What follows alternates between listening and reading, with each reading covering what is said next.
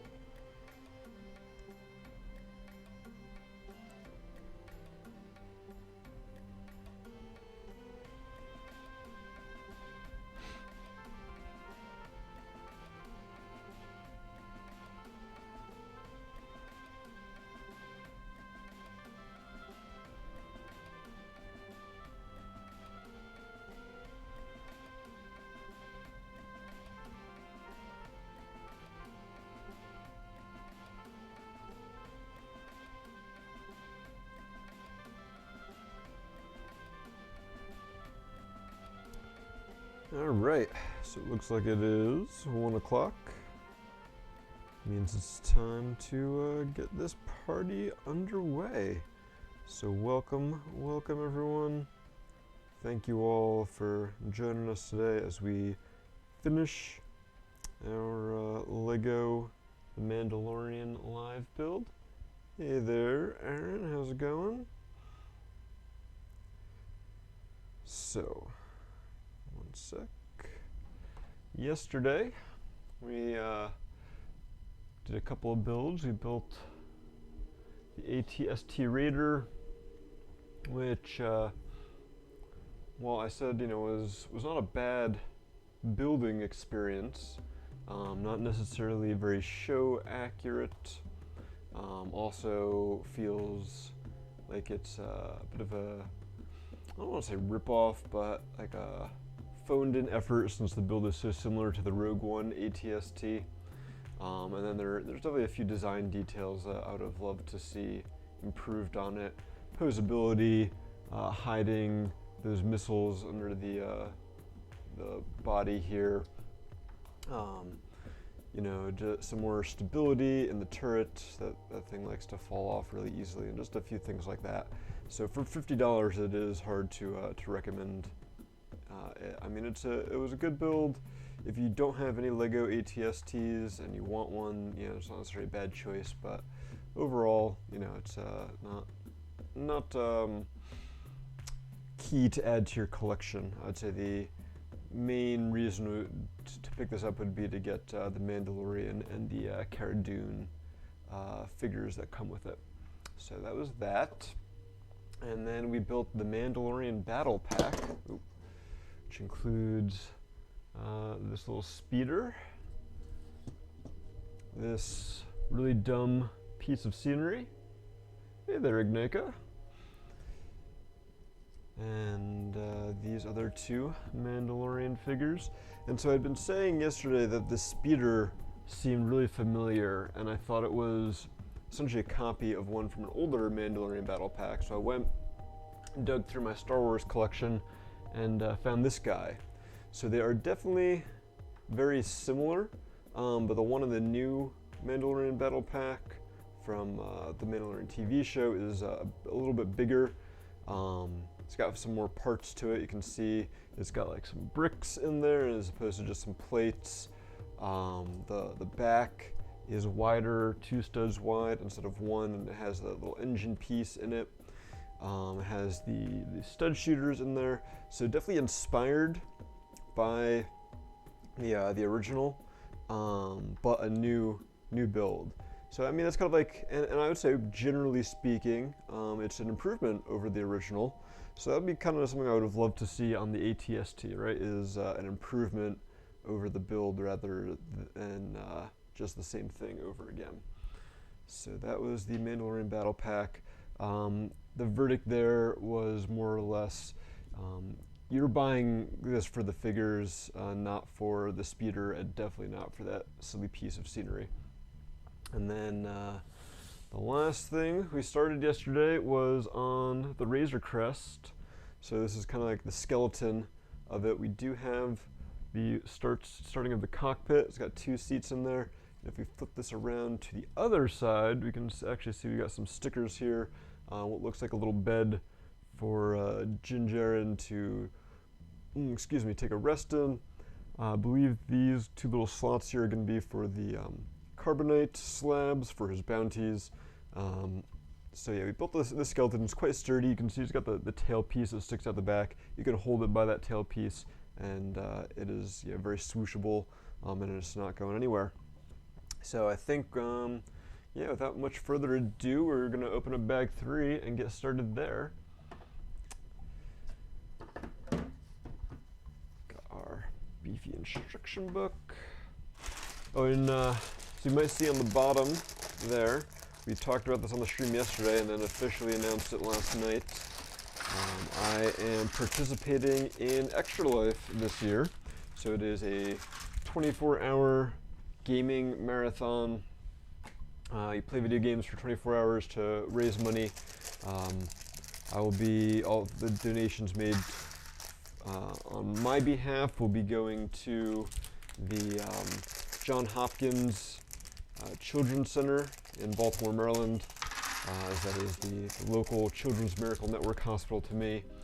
We'll be doing a stream in 2 weeks, November 7th to 8th from 10 a.m. Eastern to 10 a.m. Eastern. I'm going to be going 24 hours straight playing Lego video games, right? Since we're a Lego site, we're going to play Lego video games for 24 hours to support the kids.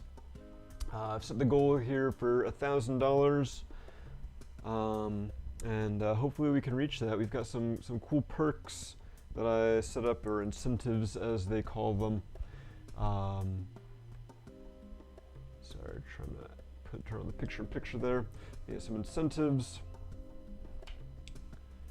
to help encourage people to donate if they are able to and want to. So yeah, we've got some sets we're going to be raffling off, some Bionicle and some Star Wars buildable figures. We have the ability for you guys to pick what game we play for an hour, and then we also have a New York Comic Con 2014 Transparent Mask of Fire. So the first person who donates $100 towards our fundraiser will get that, no strings attached. So any way you guys can support is definitely appreciated. I know 2020 has been a crazy year with COVID and so many other things going on. So I definitely understand that not everyone is able to support financially, but if you can spread the word, to share that we're doing it, that would be super helpful. If you could tune in while we're streaming, that would be awesome too. Help motivate me, keep me going. 24 hours is a long time. I mean, I know it's playing video games, and you say that, it's like, oh, he's just playing video games, but I think doing anything for 24 hours straight will take a toll on you, whether it's mentally or physically. So I think I can do it though. I think it's for a good cause. I've always wanted to do this, and because there's been so little else going on in 2020, I have nothing else on my calendar, so no reason not to. All right. Meanwhile, we've built ourselves an IG-11. I should have prepped and found my IG-88 minifig. I'm pretty sure he's very similar, down to the printed 1x1 round brick as his head. He's got one blaster in his hand. He's got a blaster attached to his back. Definitely a cool looking fig. Maybe if I take a break at some point during the stream today, I'll see if I can grab him real quick and see how he compares to the IG-88 fig. Because if you picked up that Bounty Hunter Battle Pack a year or two ago, there maybe not as much of a reason to pick up this set for the minifig. I think so far it's looking like the main reason for the set is a hopefully cool ship, and then also, of course, you get the baby Yoda or the child little figure there. Hey there, Box Commander. Good to see you.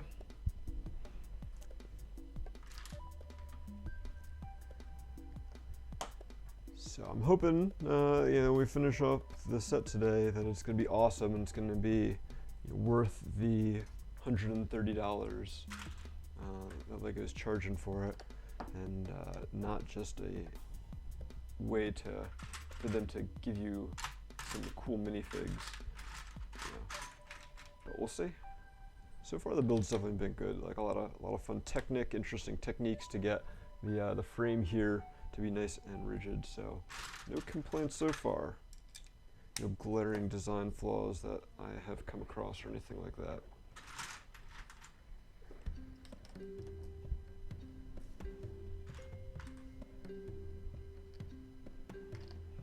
So I think what we're building now is going to be near the top of this ship. It's going to be, I think, one of the wings, possibly, because we just put on this 1x4 spring-loaded launcher brick, and I think those are on the top. So this might be like going in like here or here or something like that.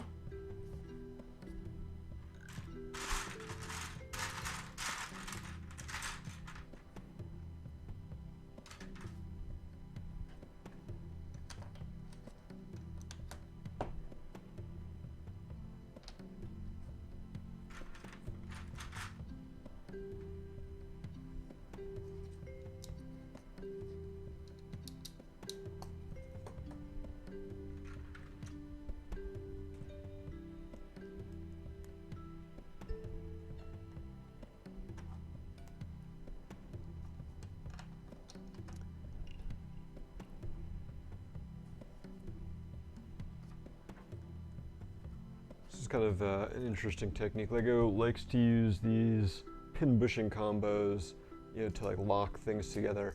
But this one is going to be very much buried in there, and they actually, built up around here, and then built a hole that's just big enough to get your finger in, so you can lock that in. So, and this, just tighten that up there. Hey there, LaRocca. Good to see you. It's going to attach on here. Push that in to lock it in place. All right, now looks like we get to do that all over again for the other side.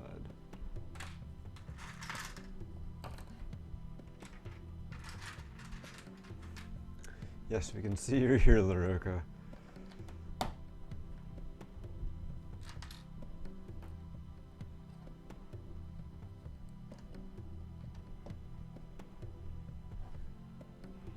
Oh my, someone gave him alcohol.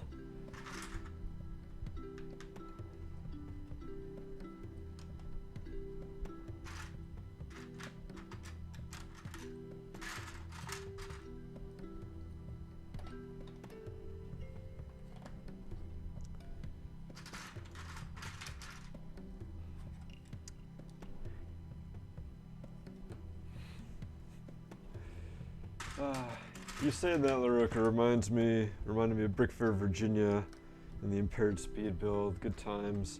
And then unfortunately, that reminded me right afterwards that yesterday Todd announced that Brick Fair, Alabama, 2021 is going to be canceled. I guess not looking like it's going to be safe or viable to have a large gathering even next January. So hopefully by next summer we're out of the woods and Brick Fairs can resume for Brick Fair, Virginia next year. But it's crazy that at the very least we're going to be missing 3 Brick Fairs in a row because of all this. Very sad. And I've been hoping that 2021 would bring an improvement to the situation, that we'd be able to be going to LEGO conventions again, but it looks like, I believe Bricks Cascade, which is usually in, well, they tend to move because I think their convention center that they use has a lot of different events going on, so it's hard for them to really lock down a specific time. So they're usually somewhere between February and April. And I think Bricks Cascade in Portland has already announced that in 2021 they will be doing an online event. So things are still not looking good for LEGO conventions moving forward, sadly.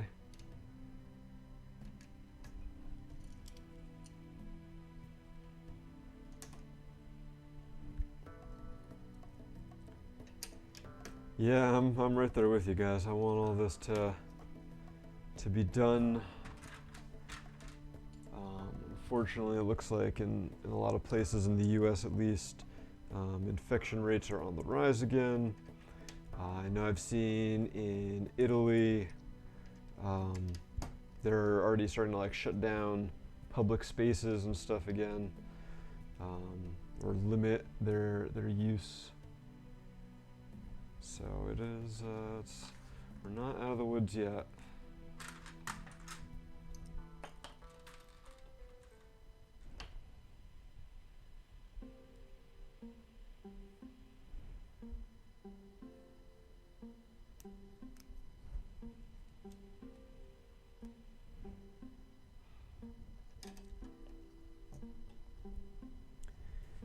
Yeah, I mean, we've gotta take the bright points where we can get them, guys. So yeah, LaRocca, if you know things are going really well with your relationship, that's awesome, and definitely, you know, definitely celebrate that and take that and make the most of it, since everything else seems to be a bit of a dumpster fire.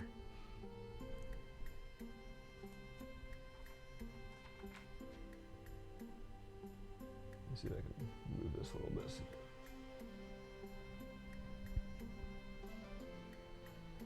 There we go.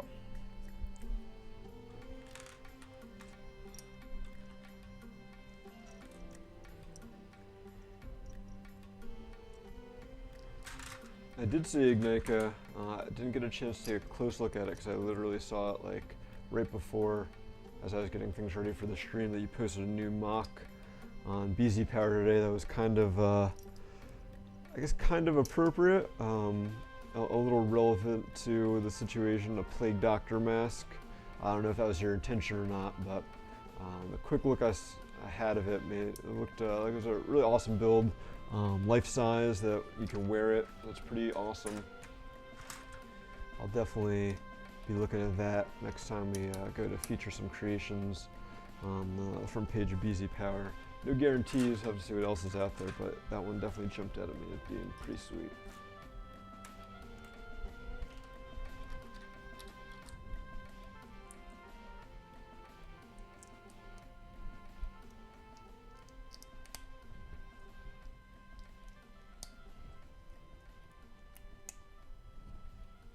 Who posted it? Ignika. So yeah, he's in the chat right now. So that's why I brought it up, because I saw his mock there.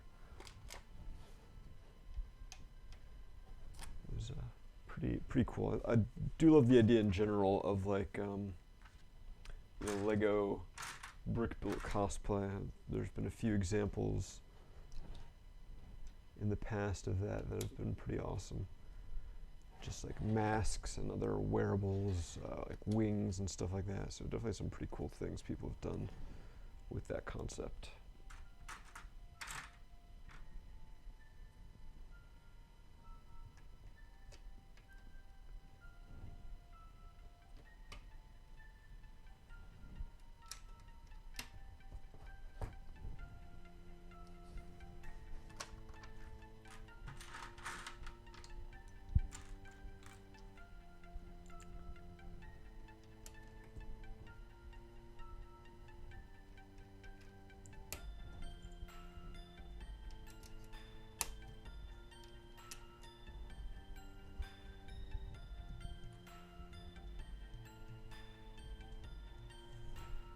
This is interesting here, adding these 1x2 round plates into the back here, making this little T shape. Curious to see like what that is going to be for, what else we're going to be connecting there. Having the stuff in that little offset is always kind of interesting. Like, what are they planning?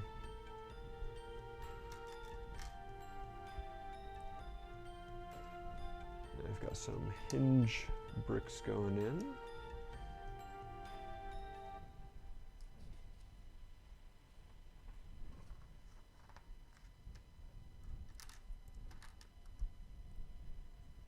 Might be, almost looks like it might just be some texture, like greebling, because we're just putting these vent pieces on it now.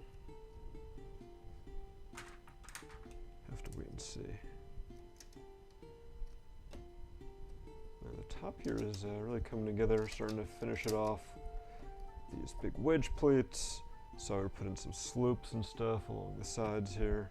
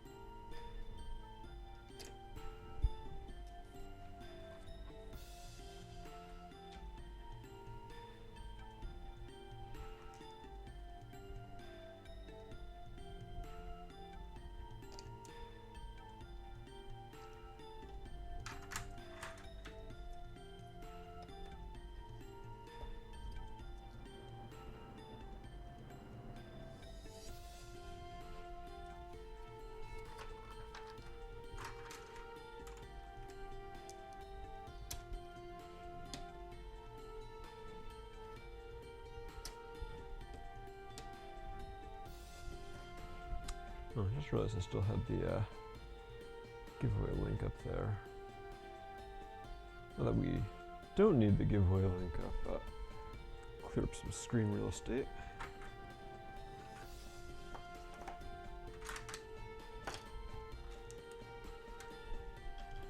Oh, and just a reminder, if you entered the giveaway yesterday, you do not need to enter again today. You're using the same list as yesterday, so you're all set if you did that yesterday. If you do enter again, no big deal. We always make sure to remove any duplicate entries. So.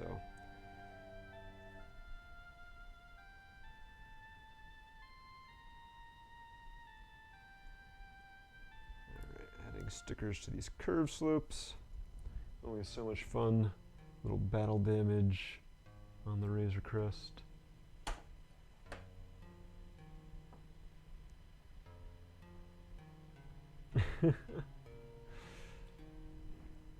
Uh-oh, we got some commentary here on both now Bionicle and Transformers.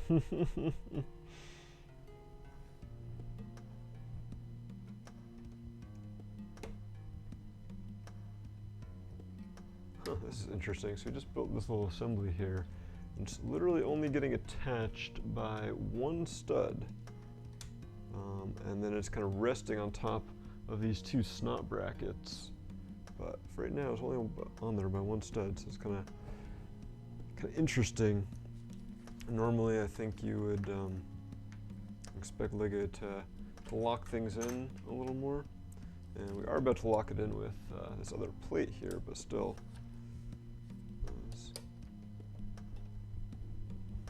Found that just a bit surprising.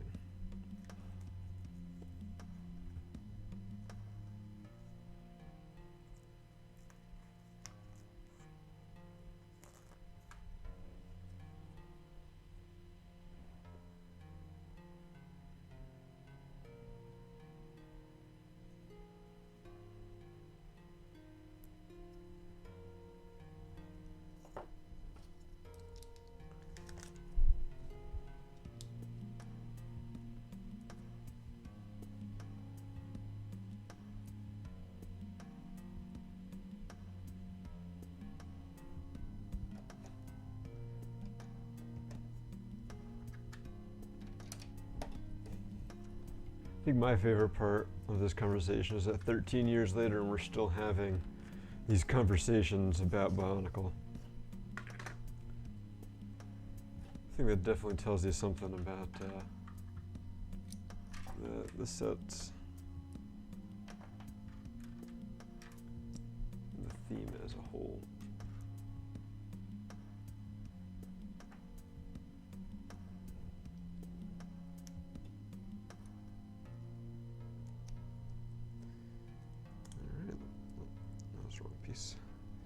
actually adding some landing gear on here.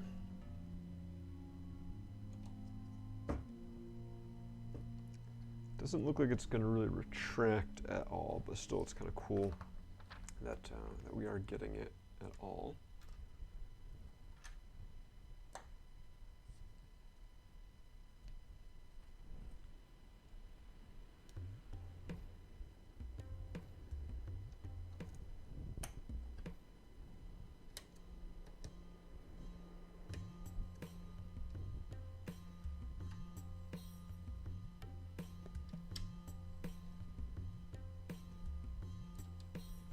I mean, so far the bottom here, while not, there we go. This inverted soap's always a pain to get in. Well, not like super detailed. This is looking pretty clean. It's definitely not the worst bottom of a Star Wars ship I've seen. So here we go. You can see got the 3 landing struts here that are on Technic pins. They can move a little bit. They don't actually retract. It's a good balanced surface.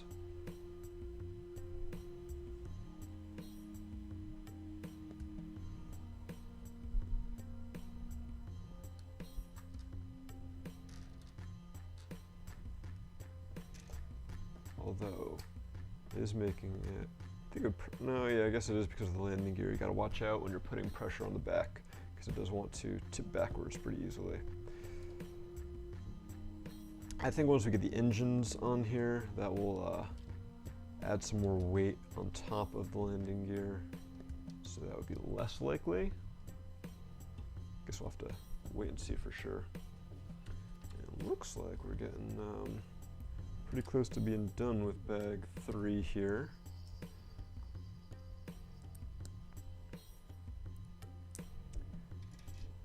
Are 6 numbers, so after this we'll go to bag 4, then we'll do a giveaway, then we're going to build that brickhead set you see in the background, do another giveaway, and then finish up the Razor Crest.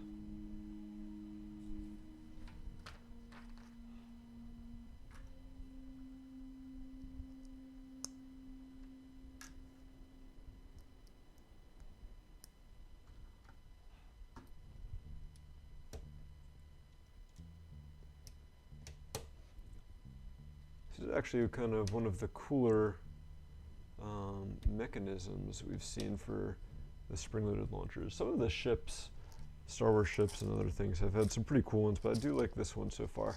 Definitely a lot better than the ATST one where they're super exposed. I think we are done. So just gonna turn off our picture-in-picture real quick so you guys can have a good look. So you can see the launchers right here. If we insert a missile, it comes into the back here, and then we have this, which is just like one of those 1x2 plates with 2 bars on it. But if you push it down just a little bit, it goes almost flush. It slants back a tiny little bit, but then if you push down on it the rest of the way, it fires. And then kind of just looks like a little indented like vent in there, and then when you reload it, it'll push it back up enough so you can refire again. So if you don't like the spring-loaded launchers, you could probably just put like a cheese slope or something in front of them, and then just have like these vents here, and it would be perfectly fine. But they're quite well integrated. I do like that for sure. All right, let's open up bag number 4.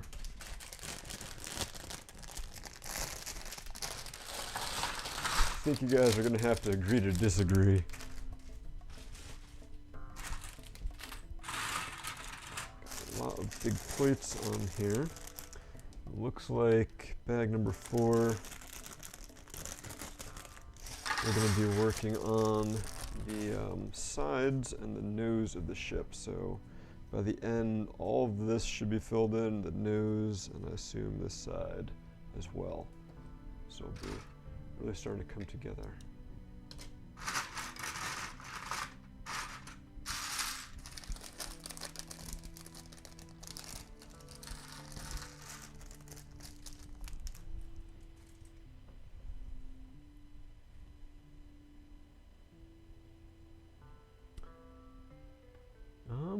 honestly, I don't think I could tell you the last time I looked at Karzani's head to remember what it even looks like.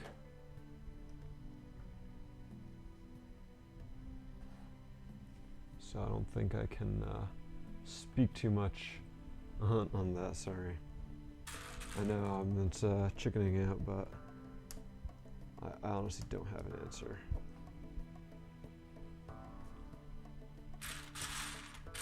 There is definitely a time period of Bionicle where my knowledge is very limited. Like, I remember that sets came out, but I really was not buying a lot of sets or paying too much attention to them or the story.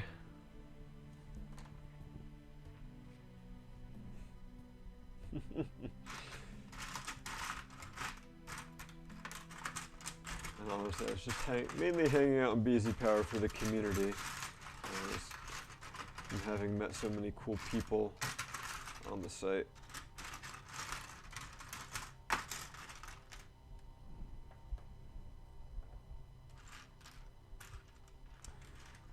And here I am, decades almost later, over a decade, close to 2 decades later.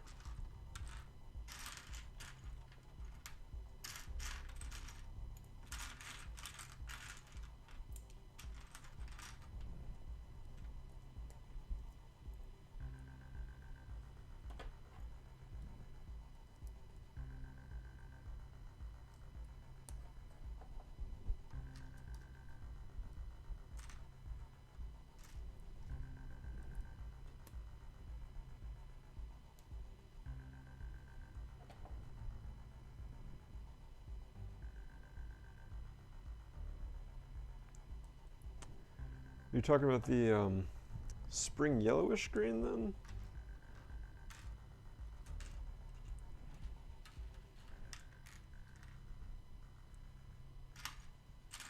It sounds like the color you'd be referring to. It was like a newish, around 2015 color. Not spring yellowish green, okay.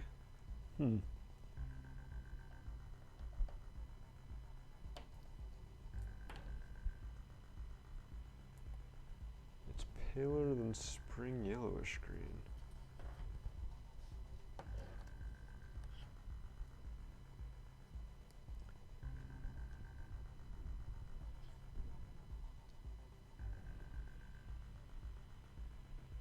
The Skull Spitter masks came in spring yellowish green. I don't think they came in a paler color though, unless it was like some sort of like misprint or like production run change or something like that. I thought it was normal spring yellowish green. I don't know that I've ever compared them closely to check, but maybe not. I claim no expertise when it comes to Lego color schemes.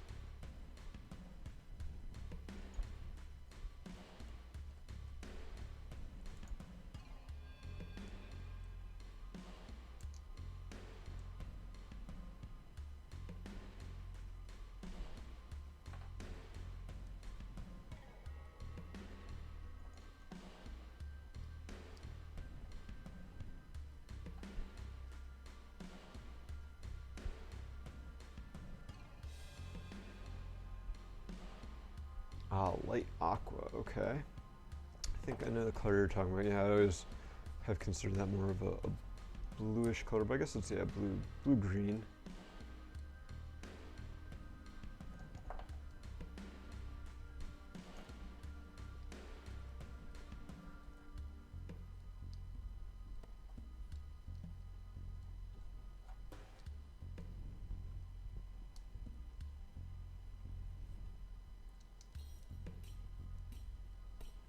I feel like that color first came around with some of the Friends sets, maybe? I mean, it might have actually appeared in other sets first, but I feel like Friends was one of the themes that really started using a lot, and Elves as well. But that would have been a little later than 2015.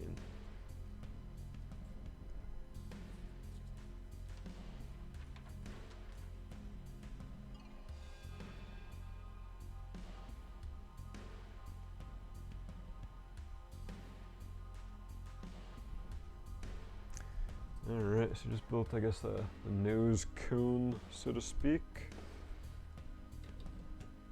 And then hops onto the snot bricks from before.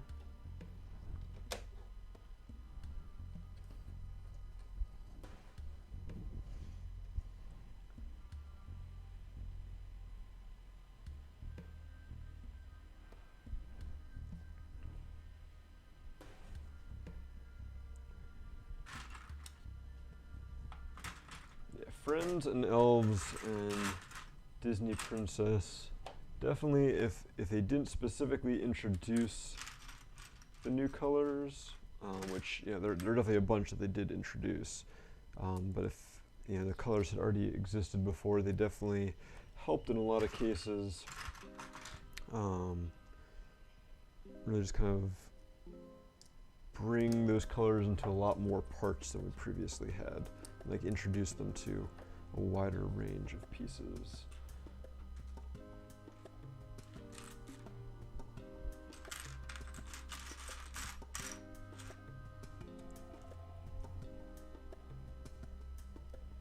Okay, I think all those mini doll themes, I guess we can call them, definitely did a lot of good for the community as a whole, as far as introducing great colors and new parts for them. And just like a lot of those sets just had great color schemes.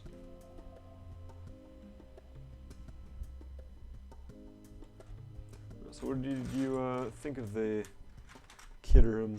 Not sure how you pronounce that. That Lego Ideas car set. It definitely had some awesome techniques from what I recall. It was a really interesting build.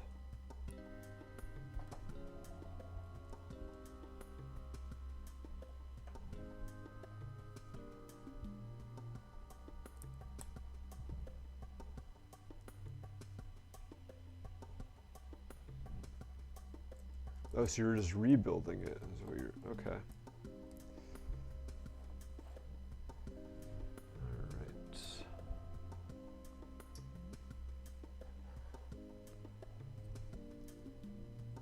Building up the sides like that, we're covering up some of this Technic stuff here with these snot brackets, give it a good streamlined look there.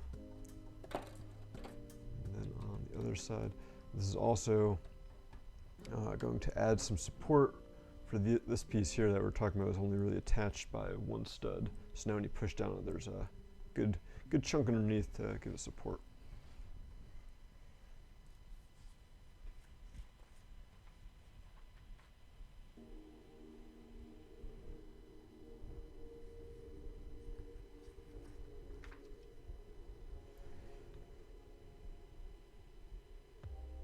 Alright, now looks like we're getting onto the big side panels.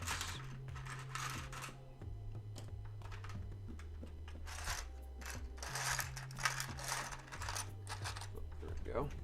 Looks like I was going to assume that they were going to be mirrored, but I couldn't find the other piece anymore.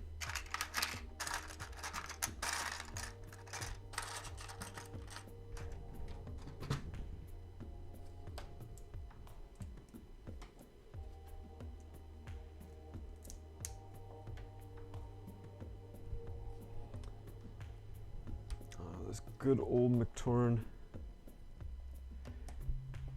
Yeah, I really need to work on how I have like my Lego stuff displayed. Need more shelves. That always seems to be the problem.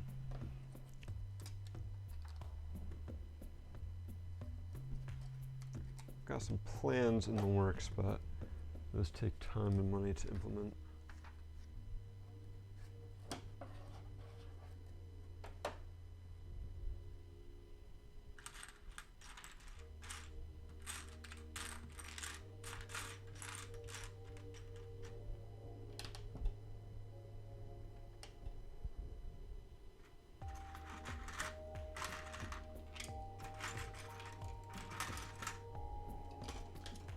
So it looks like we're going to be using these trapdoor pieces.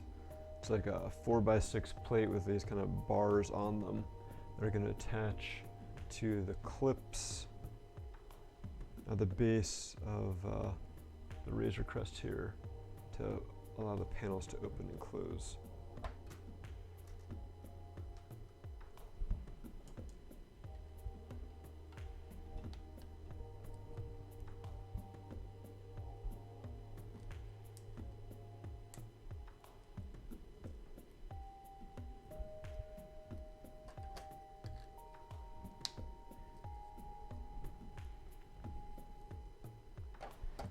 Yeah, definitely spent a lot of time near the beginning of the pandemic when I was first working at home sorting through my parts and stuff.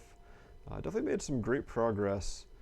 Took apart a lot of older sets that I didn't really have a huge interest in displaying, but kind of started hitting the limits of my loose part storage.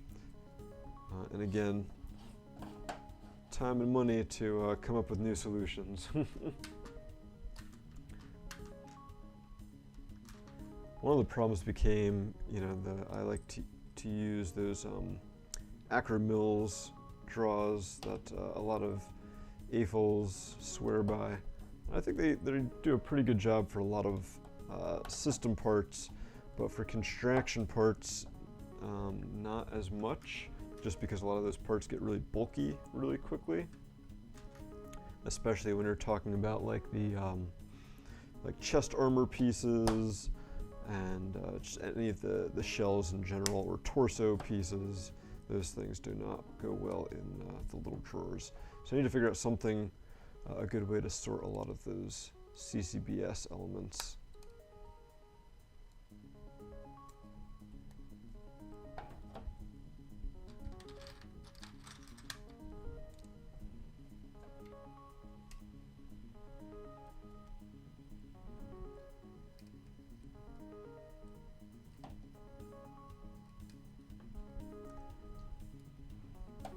Yeah, I mean, whatever works for you. If Ziploc bags work, then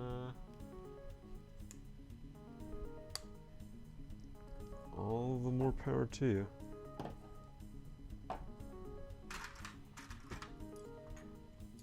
I definitely think there is no one sorting solution for everyone, for sure.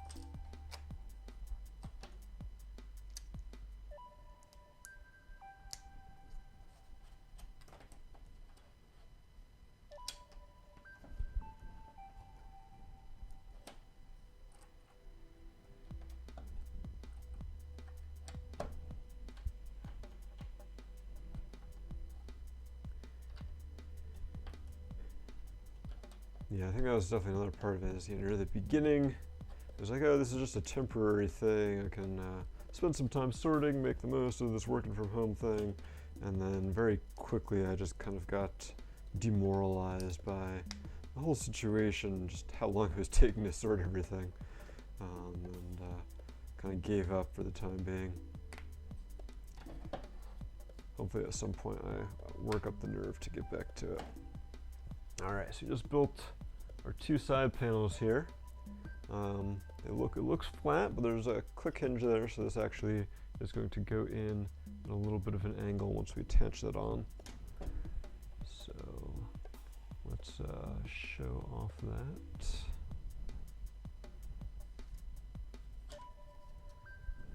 And so, like I was talking about before, we got all these clips along the side. I think this is just going into, yeah, the back ones. And so you can see that goes on there, then it folds up, and that folds into the back. And since this doesn't fold up perfectly flat at a little bit of an angle, which leaves this at a kind of like a compound angle. And now I can do the other one. There we go. There's definitely a lot of cool vibes from this ship design, just from a Star Wars perspective. Like you definitely get some, what is it, the LAT, the Republic gunship vibes out of this thing.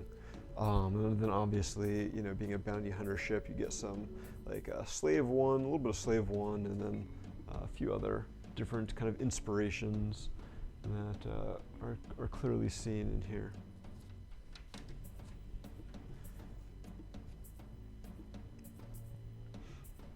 All right.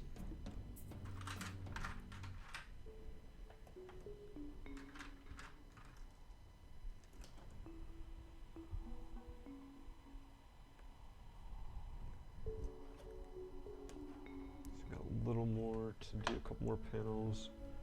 Where my sticker should end up. There it is.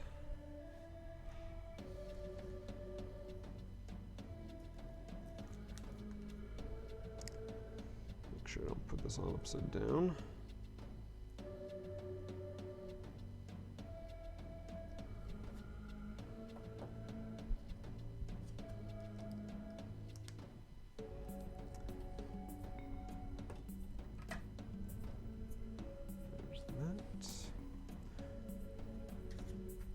Alright, now I get to build the other side, which I already did.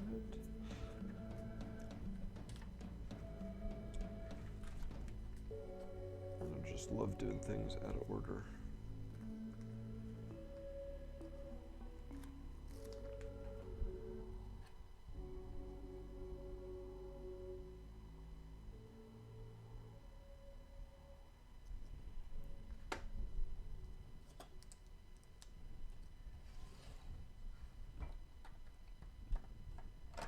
So one other thing we're supposed to do on this side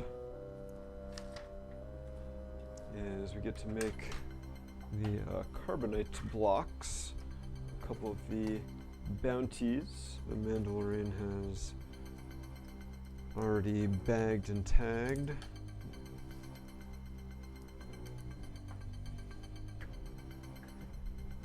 So I feel like using this size brick, it's a bit of a cop-out because it's a little too narrow for a minifigure.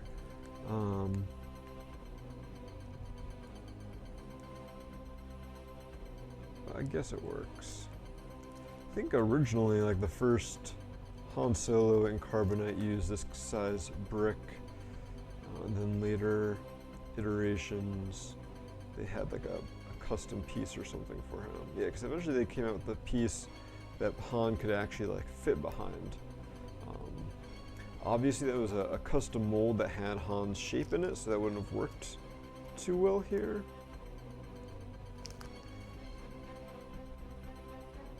So I guess this is a decent compromise.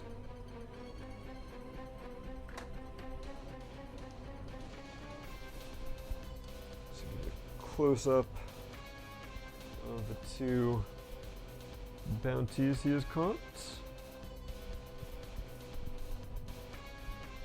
Those slide in here. See if we can get a good angle down here.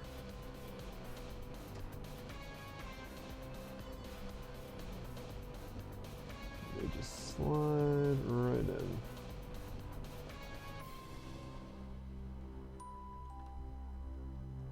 There's like a little bit of wiggle room so they come in and out and you don't have to worry too much about scratching up the stickers, I guess, or like accidentally peeling them off. So that's kind of a cool design, and definitely appreciated, I'm sure. All right, let's see what's next. I think next is probably the back ramp.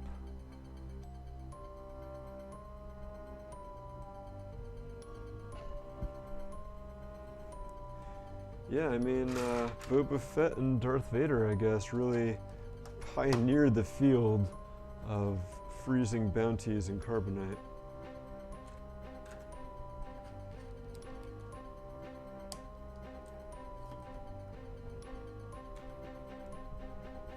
They're like, oh, this doesn't kill them? Alright, let's just do it for everyone.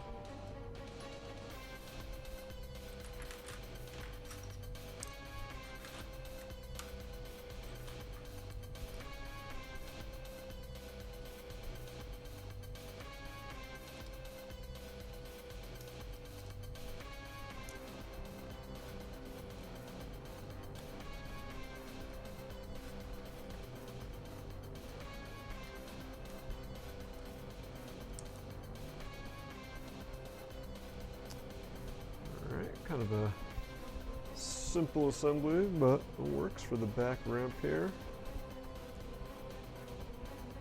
Again, on a couple of click hinges so that can go up and down and will stay in whatever position you put it in.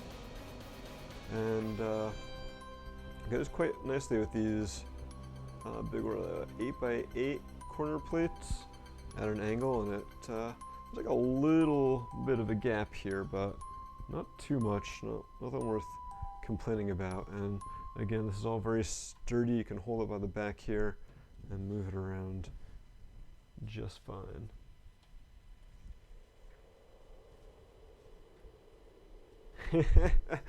Freeze yourself in carbonite now and unfreeze you in 2021. I like it.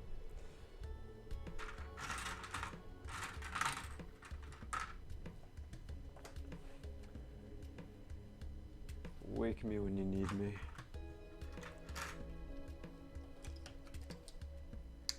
Alright, so these I believe we're working on are going to be the front panels that attach in here. They're going to have the big front cannons on them.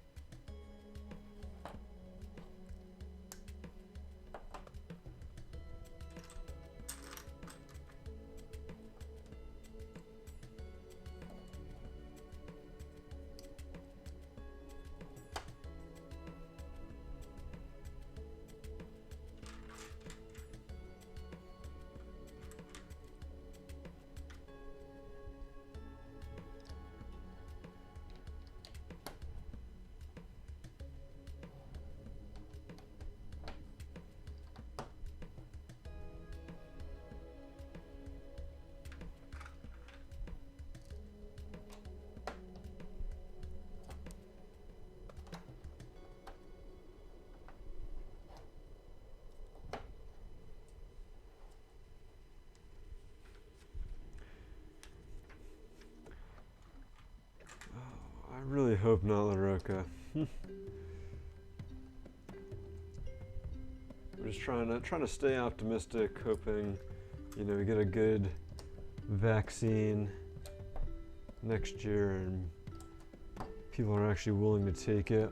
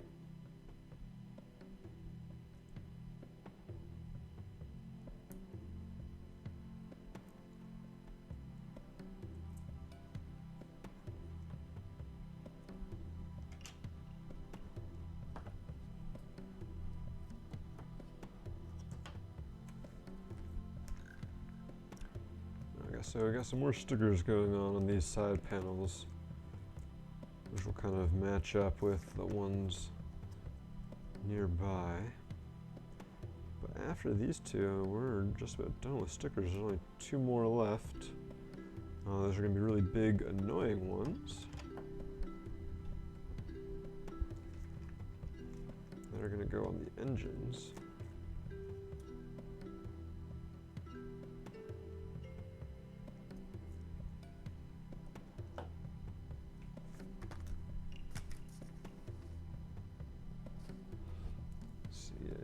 See the stickers here, kind of a worn down stripe.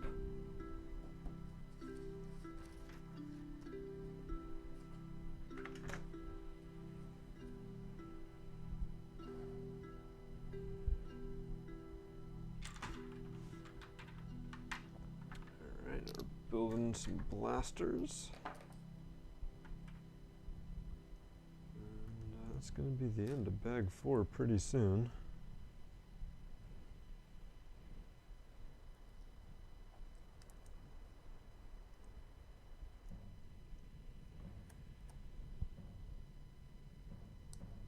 I think I'm going to go ahead.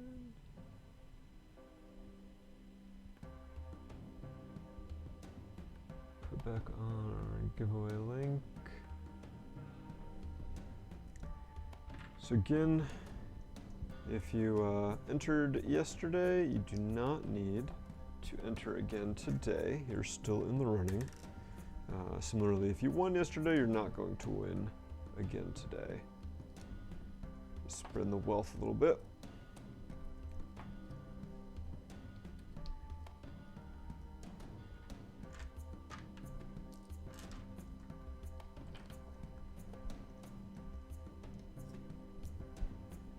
$2022 is what we need to worry about. Is there any particular reason for that? I assume there is. Assume it's something like concerns of the virus mutating or coming back twice as strong. There's certainly lots of things to be concerned about moving forward with all this.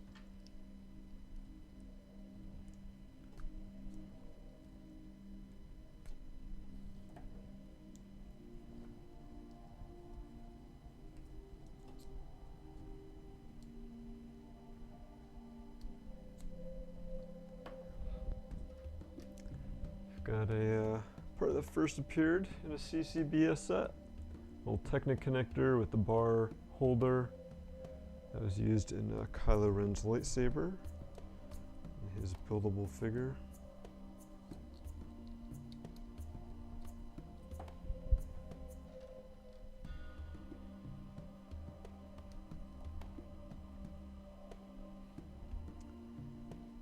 '21 will lull us into complacency before 2022 comes and really kicks us. I suppose that could happen.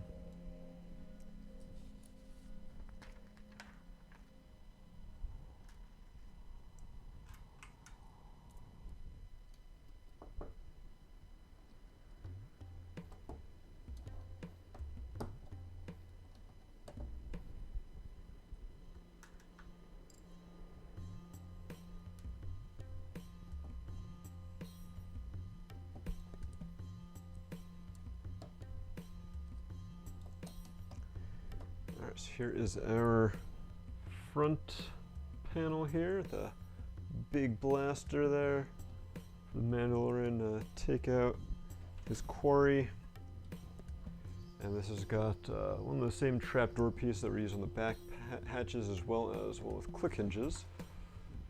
So this will go into place there and fold up. And then I just need to check the sticker placement on this other panel. See if I have it the right way or if I flip it around. There we go.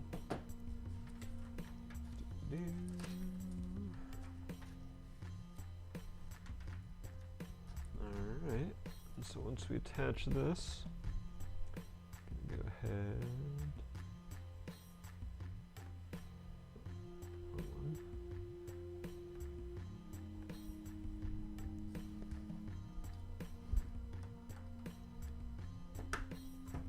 Alright, get these extra parts out of here.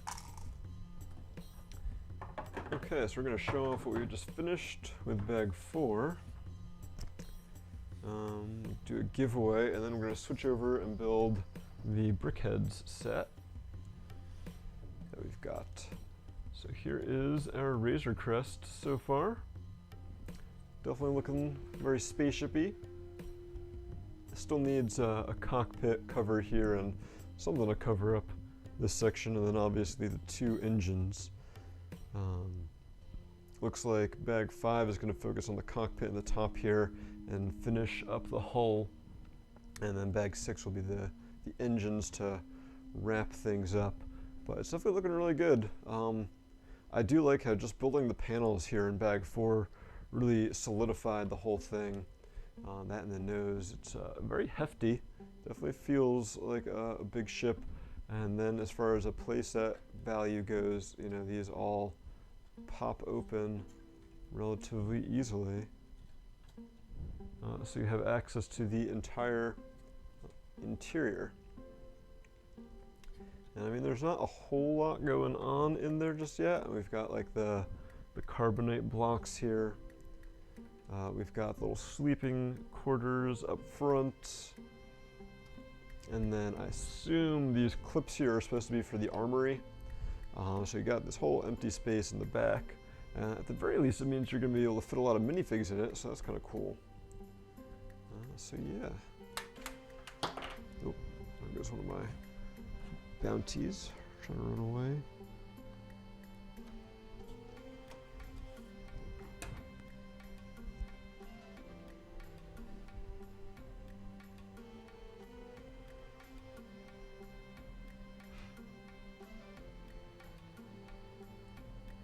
Yeah, I definitely missed the V19. Heard some good things about it. Alright, so I should probably turn off the giveaway link since we're about to pick a winner as well. There we go. Let's see who our first winner for today is going to be.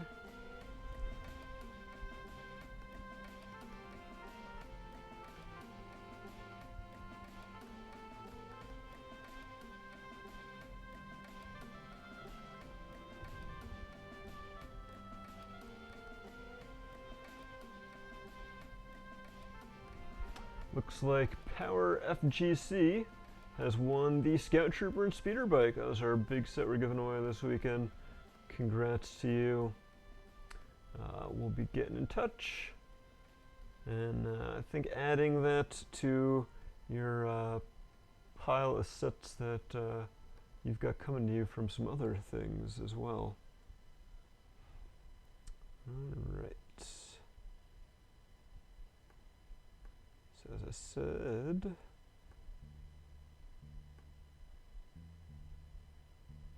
we're going to be switching to another set. I'm just going to clean up.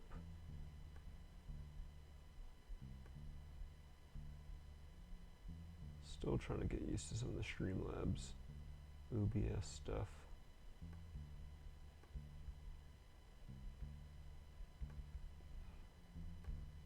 There we go. Alright, so gonna push you off to the side for now. Move these out of the way.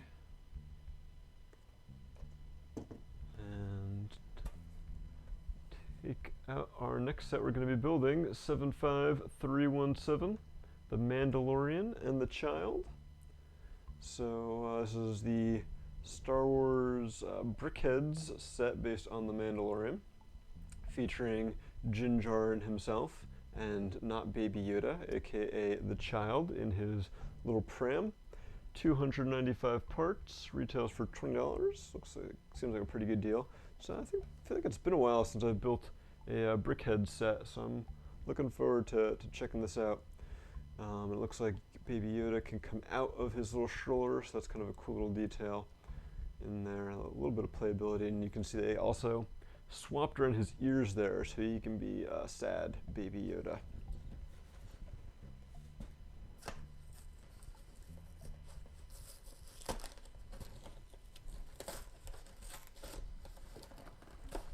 Open box.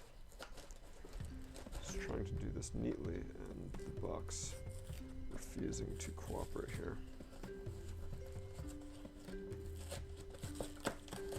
There we go. Good thing I don't save boxes. Alright, so you've actually got some numbered bags here. Looks like the number 1 bags are going to be Baby Yoda, based on the sand green. And the number 2 bags, which we actually have 3 of, are going to be the Mandalorian. So, and then we even have 2 separate instruction books for them. So it's kind of cool that they split it up. I guess if you want to, you can share the build with someone else. One of you can build the child and the other the Mandalorian. And do a little speed build, see who's faster.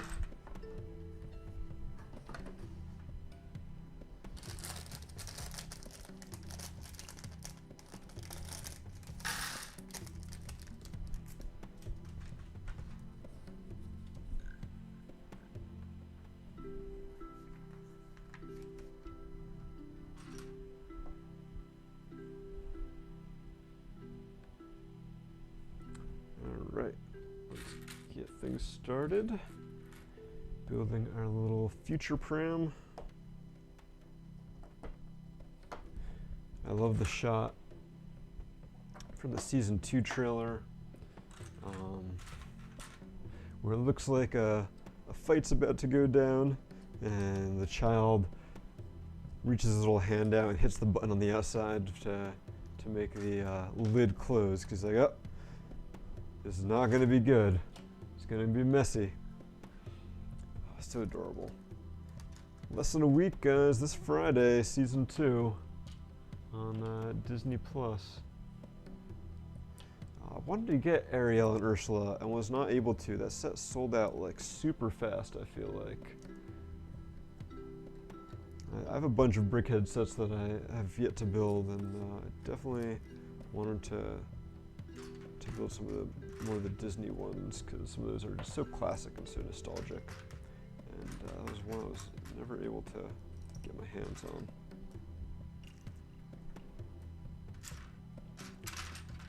I mean, I'm sure I could pick it up on the secondary market at some point, but I'm not sure if I want it that badly.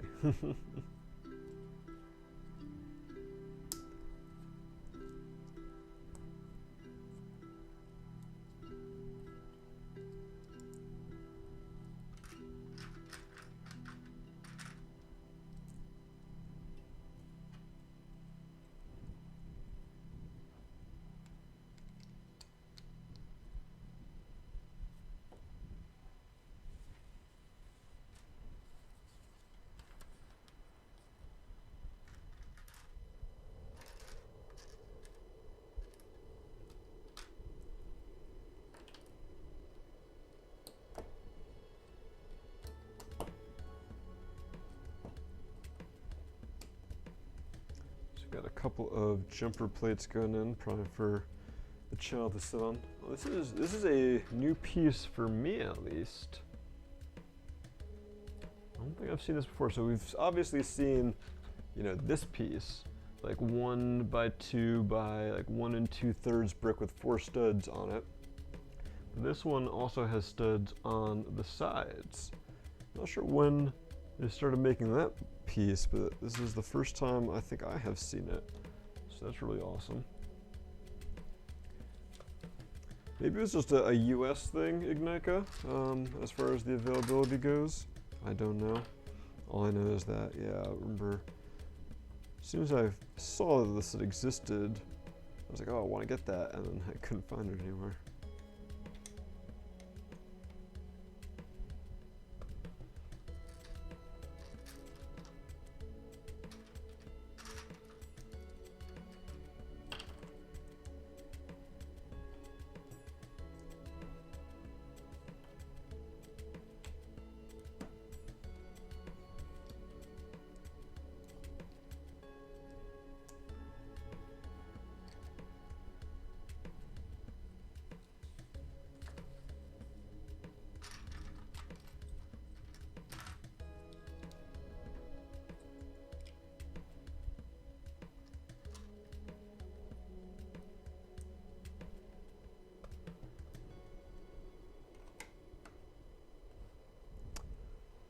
Adorable little stroller so far.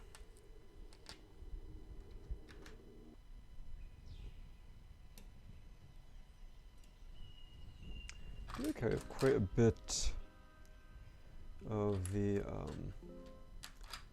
flame yellowish orange parts in here that are completely covered up in the final build, but definitely some nice details here.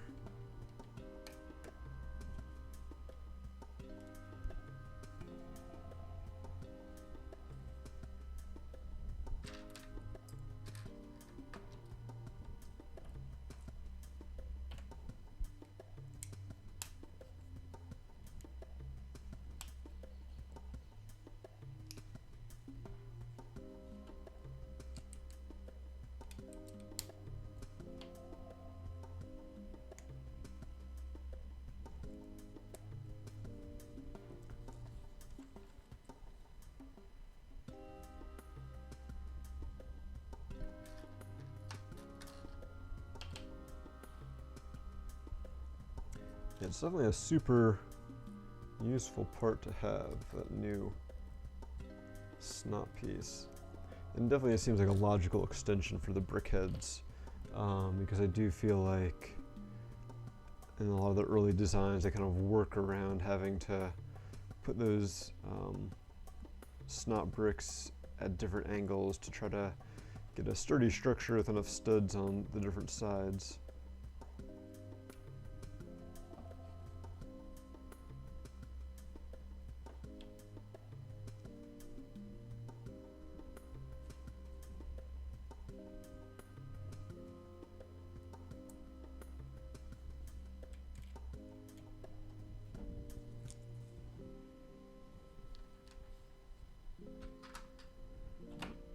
For the base.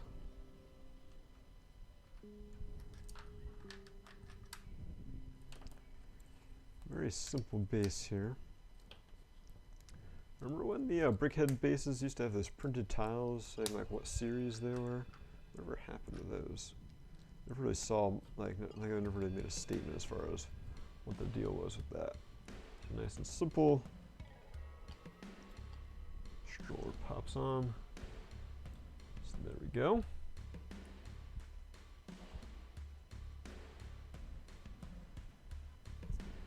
Now I think it is time. We're literally halfway through this instruction book, so we're gonna move that out of the way and start on the channel. Ah, from Super Mario. Okay, that definitely seems like it can make sense. Good catch, Brody Low.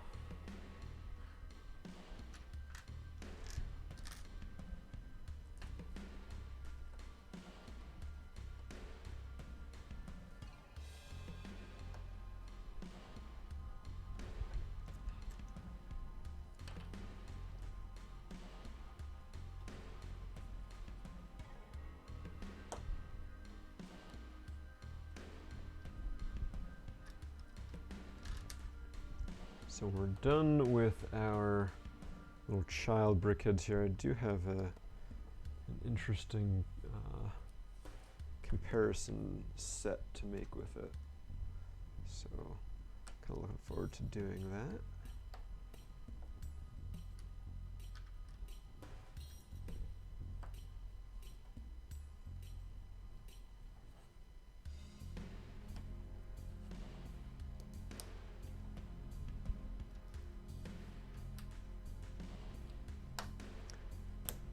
Definitely some neat techniques here using these jumpers, not jumpers, headlight bricks and some curved slopes and stuff to get some nice rounded shapes.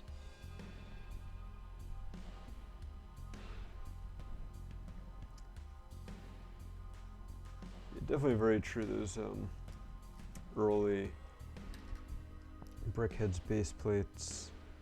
Yeah, they did tend to fall off them pretty easily, as I recall.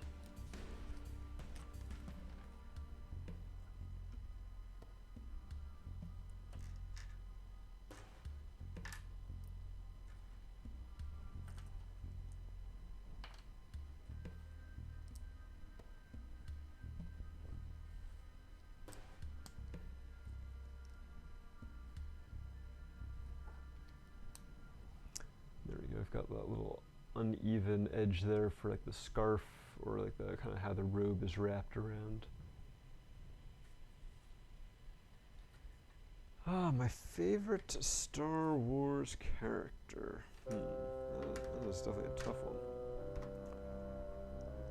While I think about that, we do have a pink 1x1 brick to go in the middle here, aka the brain brick that we've seen in, usually it's a 2x2 in other brickheads, but we've got a 1x1 in this smaller one.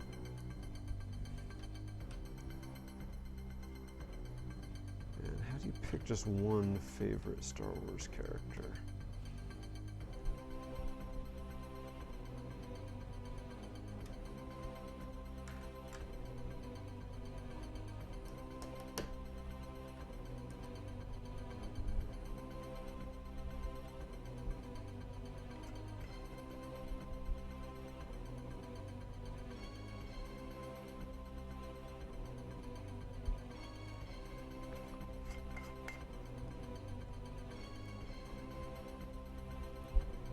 I think if you're basing it just on like the movies and such, I would probably go with Obi-Wan.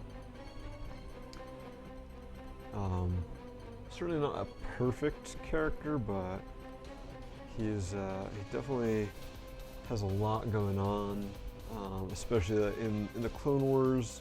You just see like how much he's been through and stuff like that.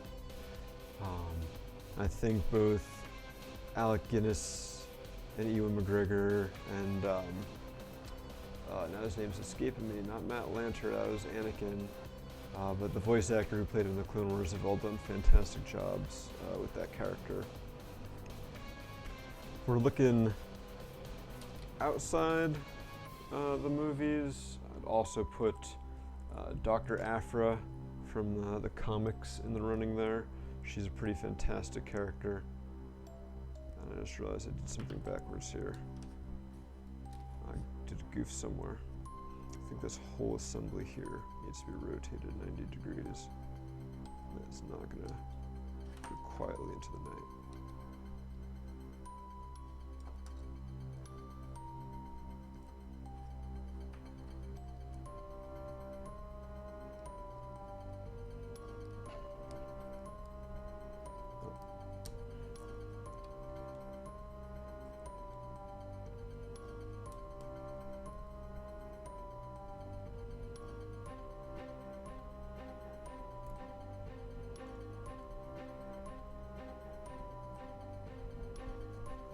Go. Fix that.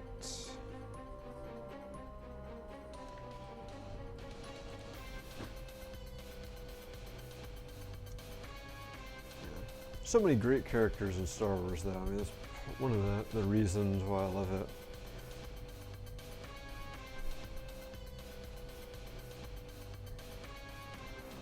I mean, especially with the final season of Clone Wars, like, I was definitely a latecomer to the Clone Wars as a series,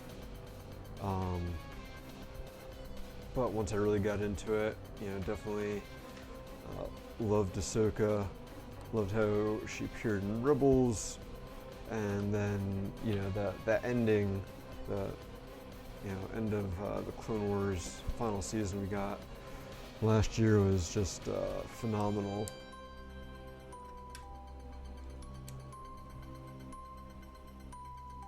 I do like that design. We're kind of wrapping the bricks around each other.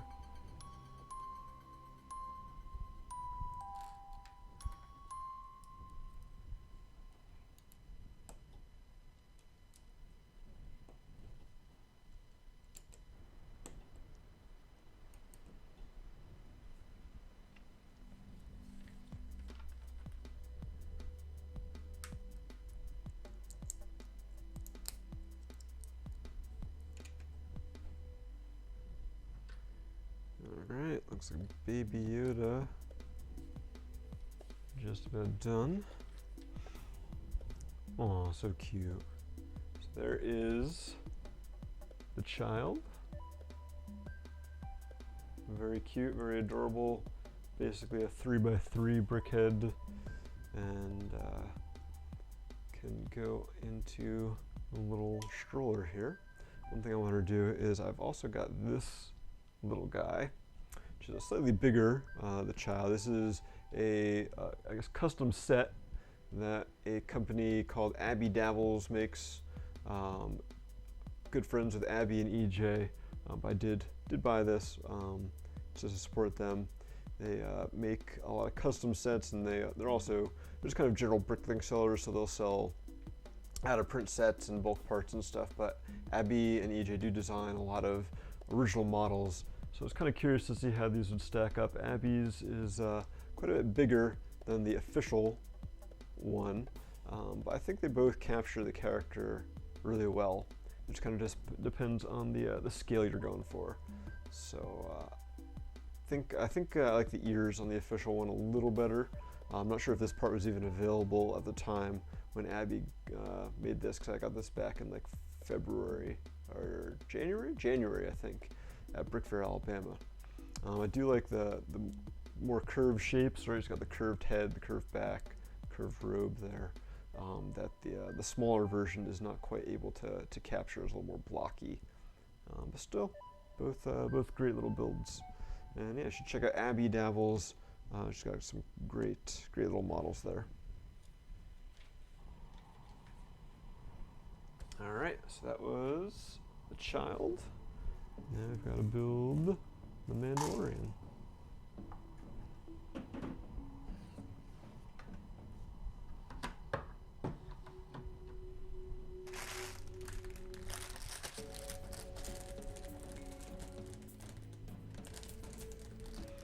Yeah, the whole scaling down of the brick heads definitely went really well.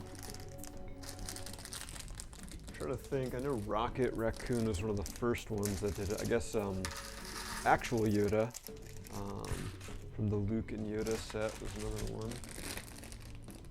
I'm trying to look to see if I can see at my Brickheads collections what other little ones I have. I think those are the only two that I've built. I know there's a few others out there I just have never gotten to.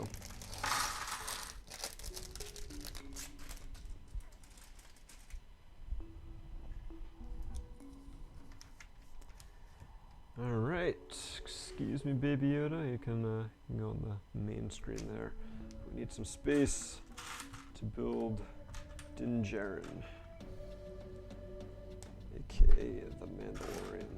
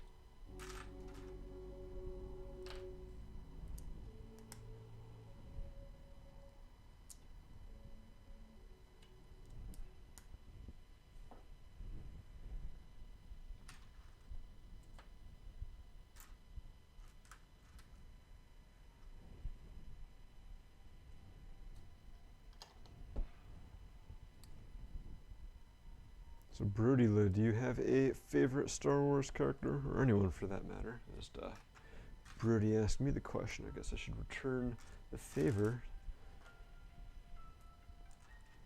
Hopefully I had a decent answer, not too much of a cop-out there.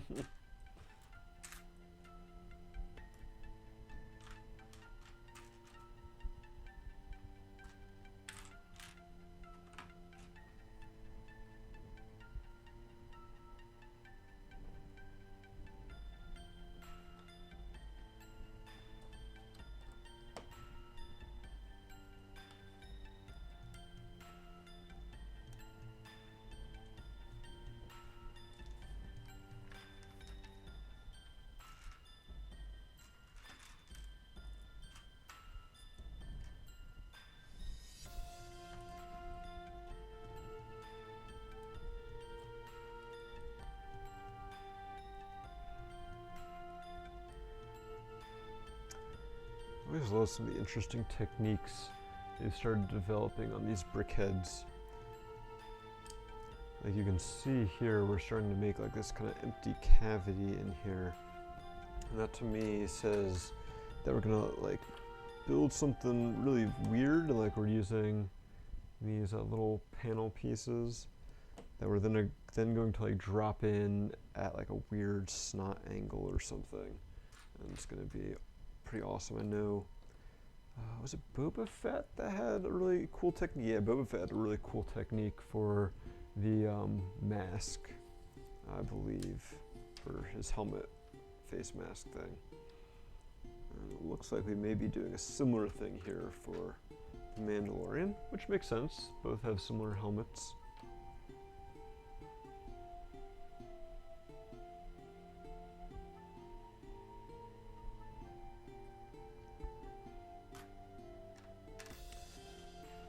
I think those are both solid choices there, Yoda and Darth Maul. Especially, you know, again with like Darth Maul after the Phantom Menace, like in the Rebels and Clone Wars, they just really like dove into that character so much, and he became like this, you know, character with like a couple of lines of dialogue to this really detailed, really fleshed out individual. To like see all of that scheming and stuff that went on behind those tattoos is really awesome.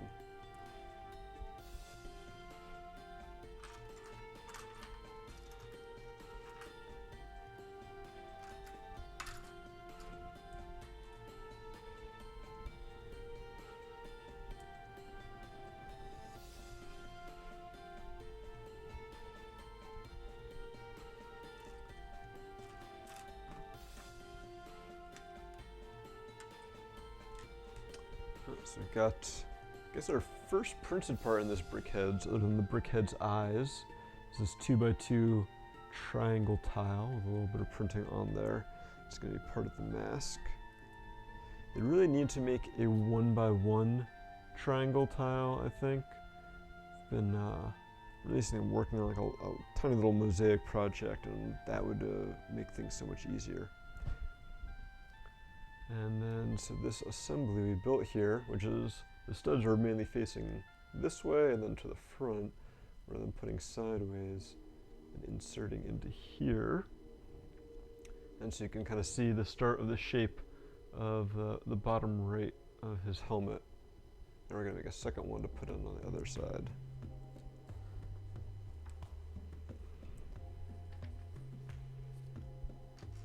They recently had Plo in one of the comic series, what is it, the Star Wars Adventures Battle Tales, and he had a good little run in there. Good little storyline with him and his Wolfpack squad.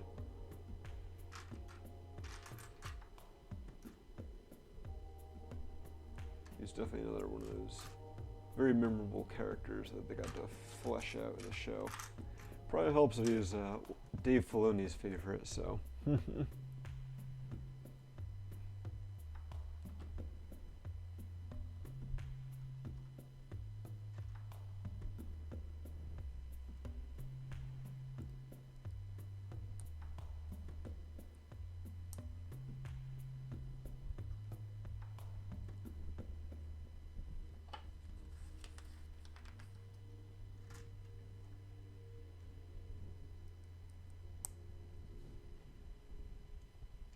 Alright, so yeah, now we've got this part. So you can see this guy is kind of sliding around until we put this in, and then they friction together pretty well.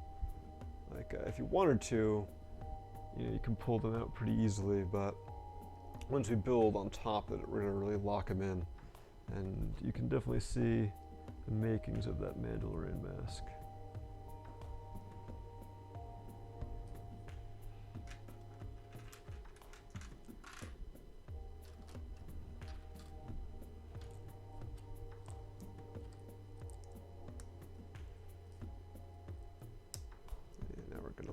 in with some plates and snot brackets.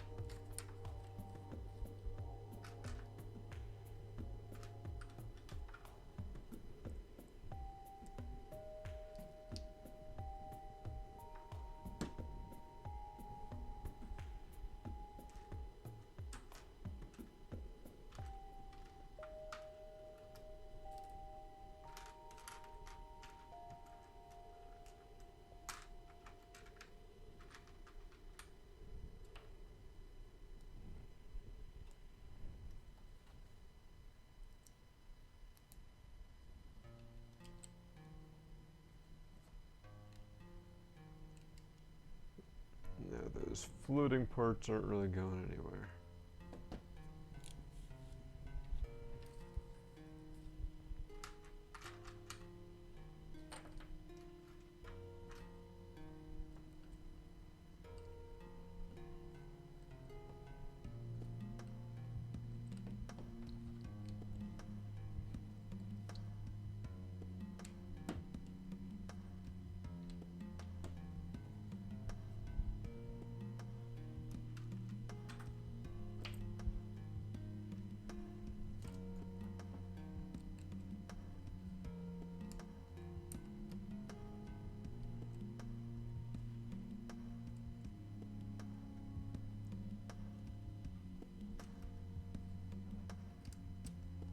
Oh, there we go. He's looking like a Mandalorian now.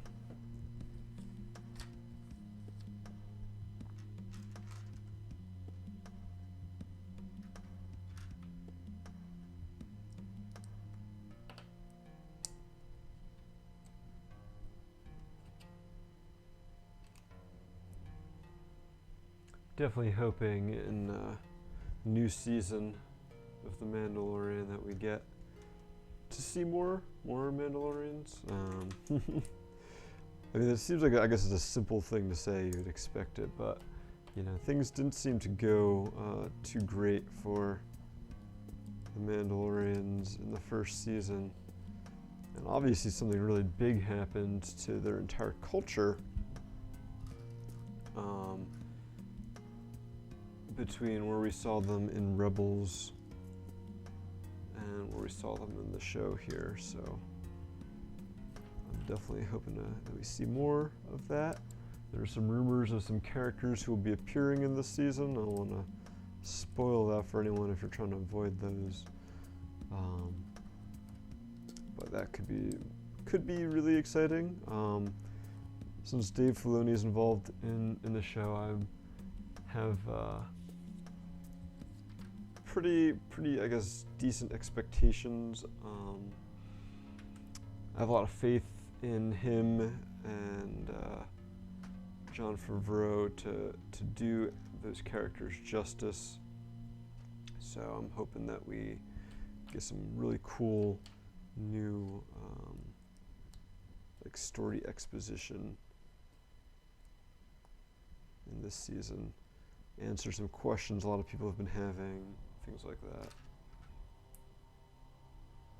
Like, I'm all about keeping some things secret, but man, there's some things just have so many questions.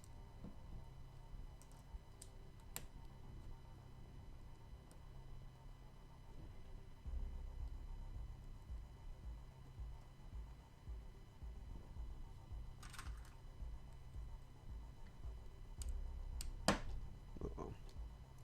Yeah, this is belt buckle.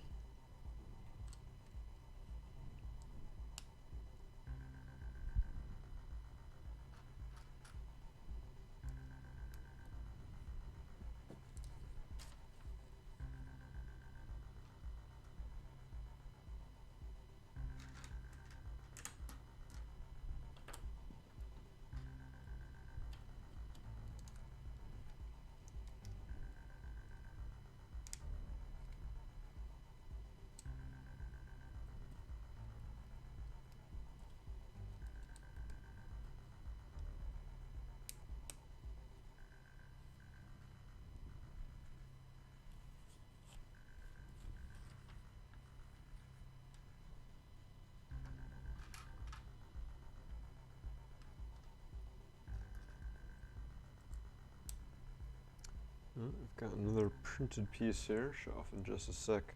It's 1x2 light tan or brick yellow cheese slope with a stripe on it. Don't specifically remember him having that stripe on his outfit, but that doesn't mean anything.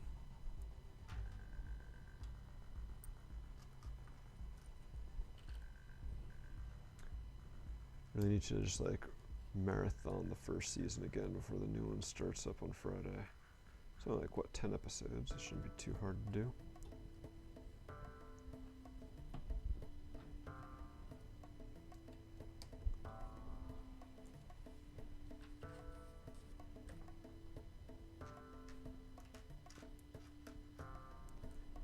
I think it's so interesting that some brickheads, their legs are literally just 1x2 bricks. And then we have ones like Mando here,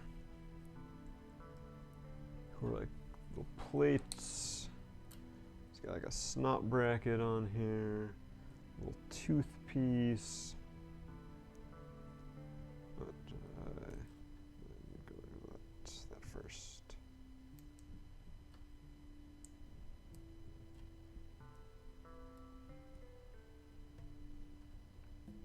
And that gives him like little knee pad and like a little pouch on the side, like he does in the show.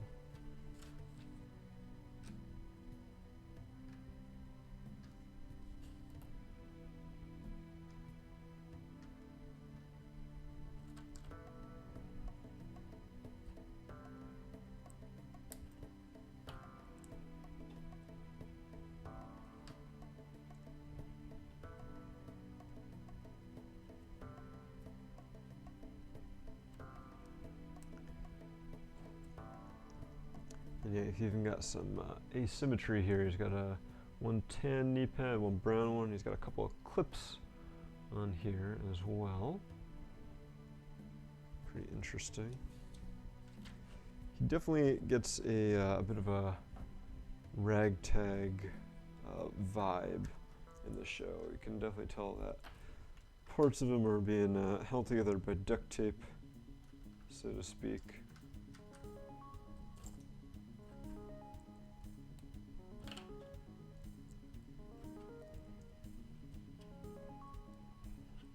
Mandalorians are not quite in the place they once were. I want to find out why.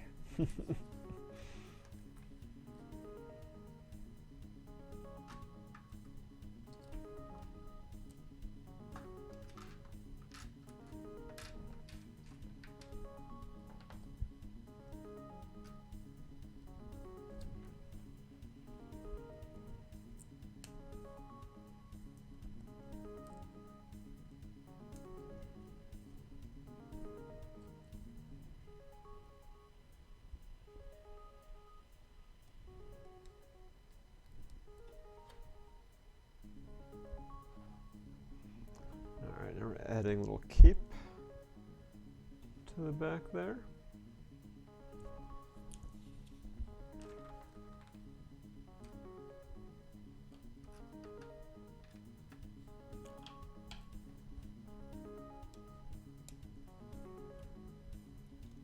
Fill it in with some curve slopes.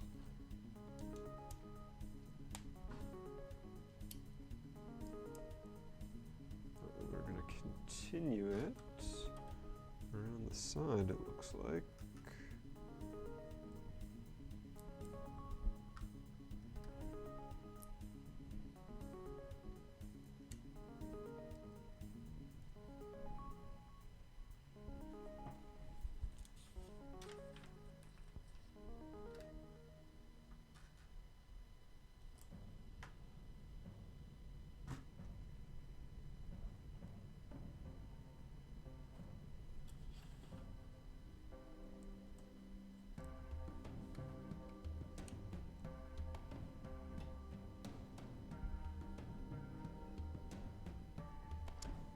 Now we're making his somewhat iconic blaster here. with little prongs on the end. His, I guess, disintegration gun. That clips onto his back.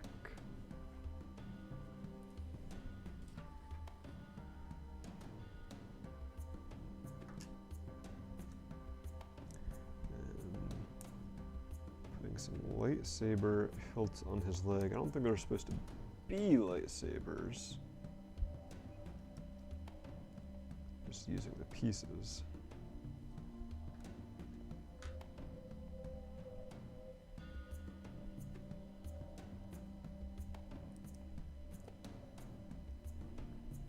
And a little blaster in his hand.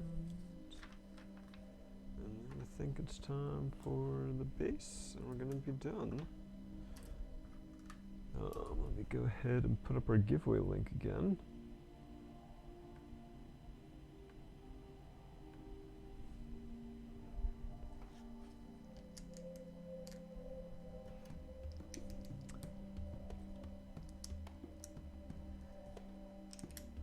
Guess it's been a little while since I built a brickhead.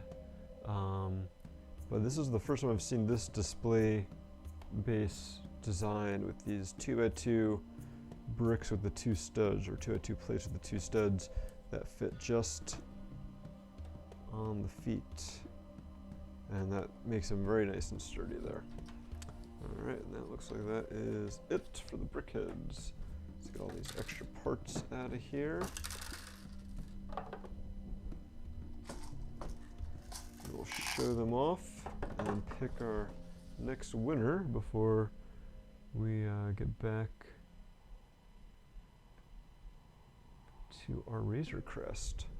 All right, so here we go. We've got our Mandalorian and the Child brickhead set.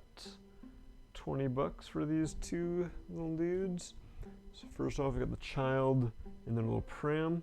Really cool design, a lot of nice, fun snot techniques to get all the shaping done here. I like how it includes these little 2x2 round transparent bricks to give it that kind of floating feel. And then of course the Child pops out and can get into all sorts of mischief. They show on the box that you can easily, flip the ears upside down to make it look a little sad. So definitely a cool technique. Nice little build. Child is pretty simple. There is definitely some cool techniques for the scarf wrapping around, some nice snot techniques. But the base and the head were fairly straightforward. And then we've got the Mandalorian. If you've built Boba Fett, you're kind of familiar with the technique to build this visor portion, but it's still a really awesome technique. I do like the implementation.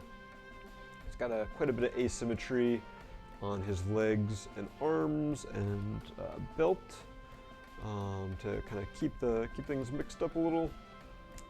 He's got his little blaster. He's got his disintegration ray on the back. All in all, this is a pretty good build. Other than the visor section, a fairly kind of standard brickhead, but still lots of nice little details, and I think he definitely captures the look of the character from the show. You can kind of compare him to the minifig version, and definitely see plenty of similarities. I think they both do a good job of capturing that look. So yeah, that is the Mandalorian and the Child. Of the 3 Mandalorian sets I've finished so far, the ATST Raider, the Mandalorian Battle Pack, and the Brickheads, I would say that this one is my favorite of those 3. We'll see how the Razor Crest compares.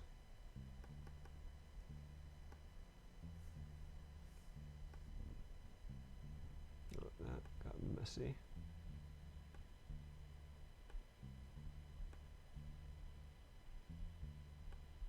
Gonna figure out how to fix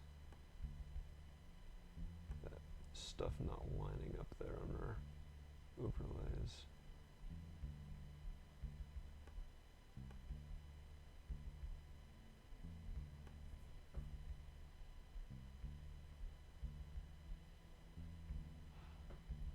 I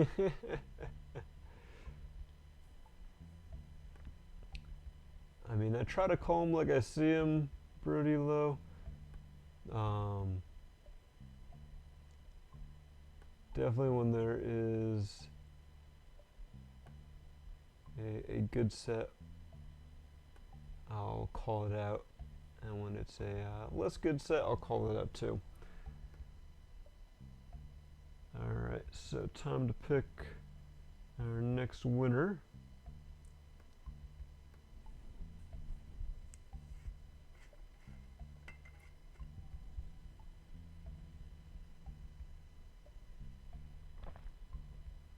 Alright, Makuta LaRocca, congratulations. You've won a Baze Malbus buildable figure.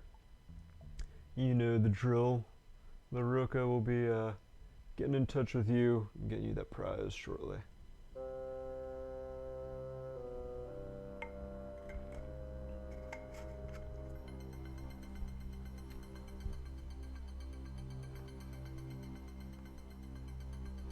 Alright, so enough. Get those guys out of there. Bring this back to the forefront. Excuse me, little brickheads. Got 2 bags left to build on our Razor Crest here.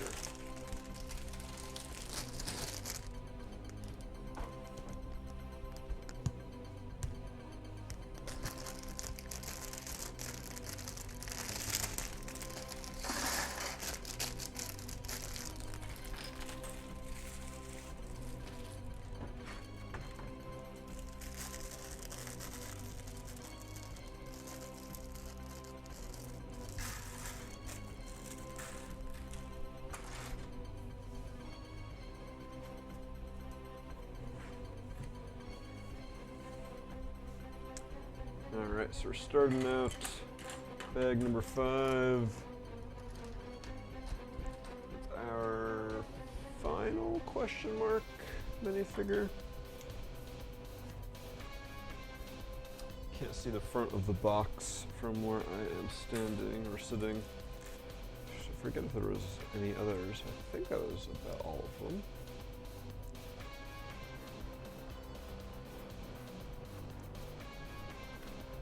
We have got Grief Karga. No printing on the legs. He's got pretty decent torso printing. He's got like a grin there and a more serious face on the back. I believe currently exclusive to this set. I think the figure makes him look a little younger than the character. Doesn't quite look as old as Carl Weathers, especially with that kind of smooth, shiny black hair.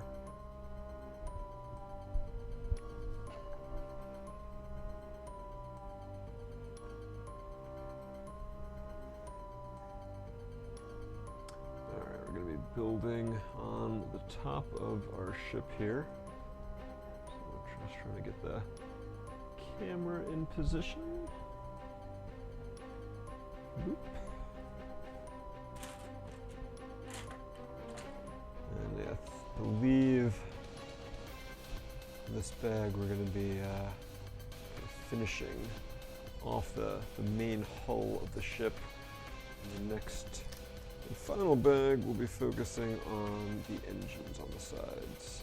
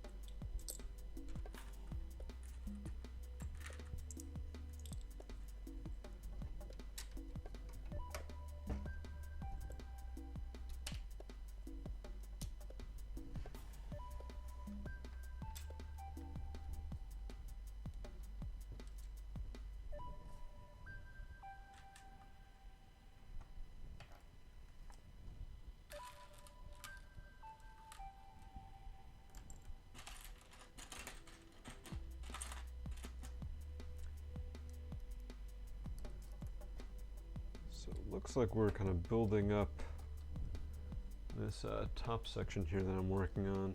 Remember on the packaging, it talked about having like a panel here that pops up. So I'm just kind of curious to see what we're actually really going to be able to fit in there, and why we're going to want to pop off this this panel. There is that jumper plate in here, so in theory something can be going in there. Just not sure yet what that will be. Can't remember any specific parts in the show that involve them going into like the dorsal turret or anything. I don't think there's actually any guns or anything up there. Yeah, I think it's just like a decoration kind of thing.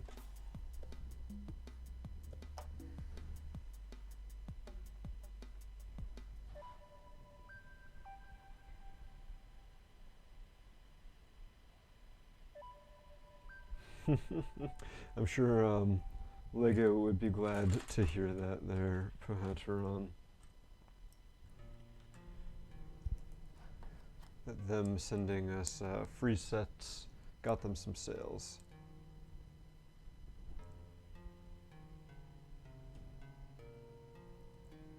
That was definitely a really solid set though. I still have that assembled.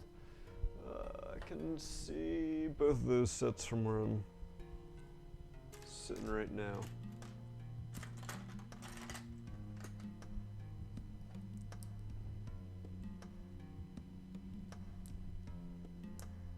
Alright, so this looks like it's going to be kind of the back part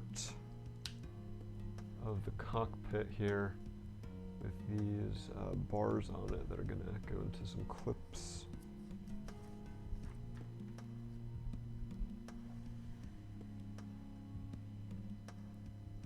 See, there are these two red clips here, and this is going to pop into. Everything's lined up right, and that's cool. So it'll kind of be like a little compartment, so once you remove the cockpit you can lean this forward, and there's a couple of clips in here that I assume you can attach some guns to for storage or something like that. And then when it folds back, the lines, everything lines up pretty well. I mean, there's like, you know, again, a little bit of gaps, but this is Lego we're talking about. It's rarely going to be, you know, exactly perfect. I think that looks pretty great like that. All right, I get to build the front part of the canopy.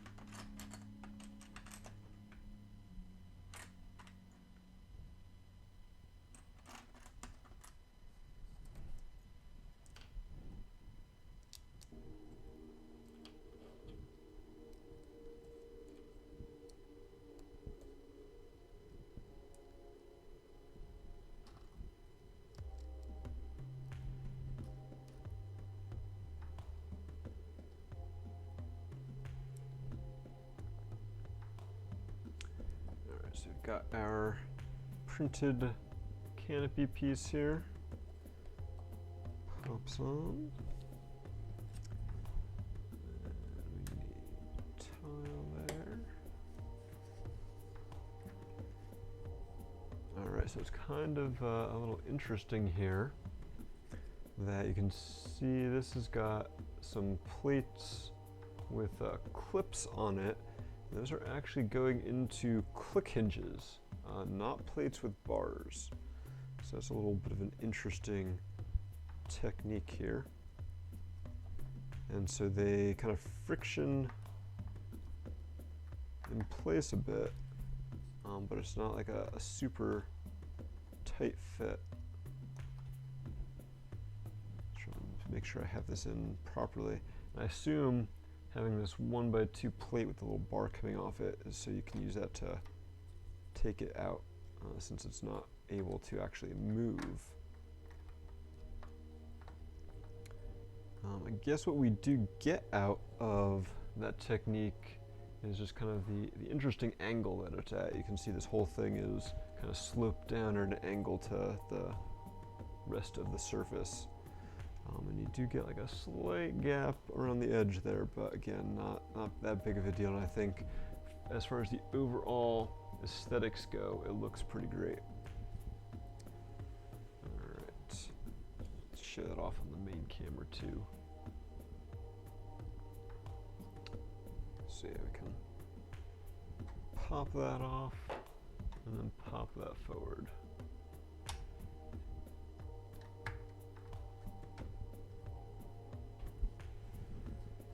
Alright, looks like we've got one more thing to do for bag 5. Let's move it a little bit here so you guys get a good view. And this is going to be, I guess, the little hatch near the back.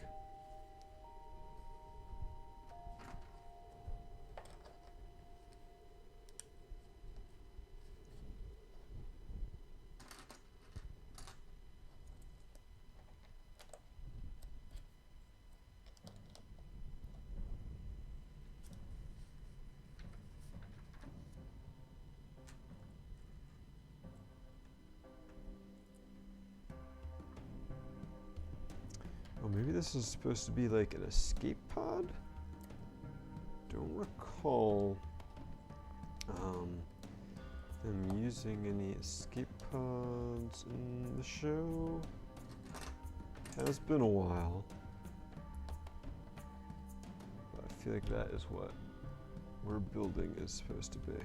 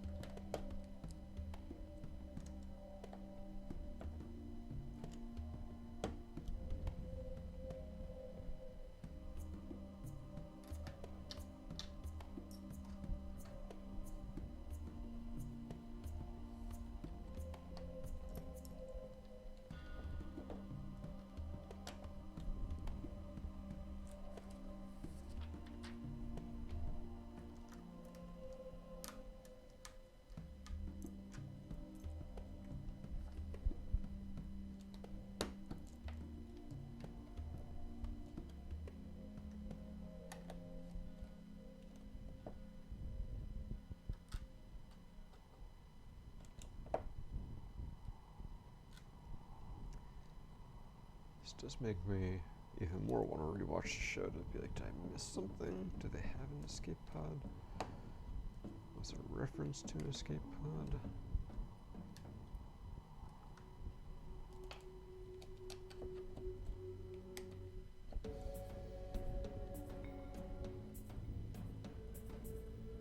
Hey there, Brickus. Good to see you, bud.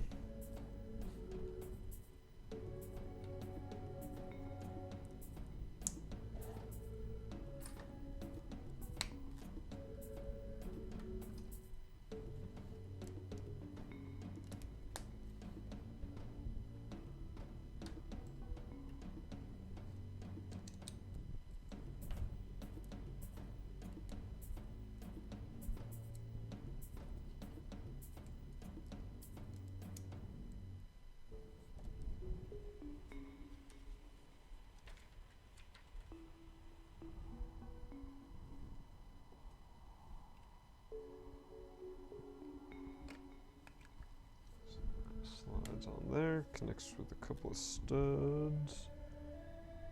Is it gonna leave the opening? Guess because they couldn't fill that in with that, like a transparent element, perhaps. Oh yeah, this is gonna finish up bag 5, so it looks like it.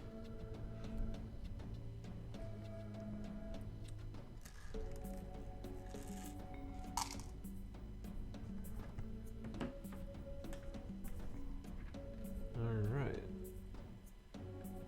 So let's go ahead and show this off that we just built. I believe this is supposed to be an escape pod.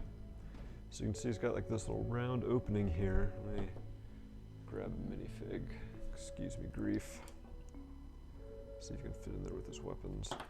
And so I guess having that as the opening for the face works, and also you can put your finger in there to pop off the lid, which is held in place with those 2 red studs.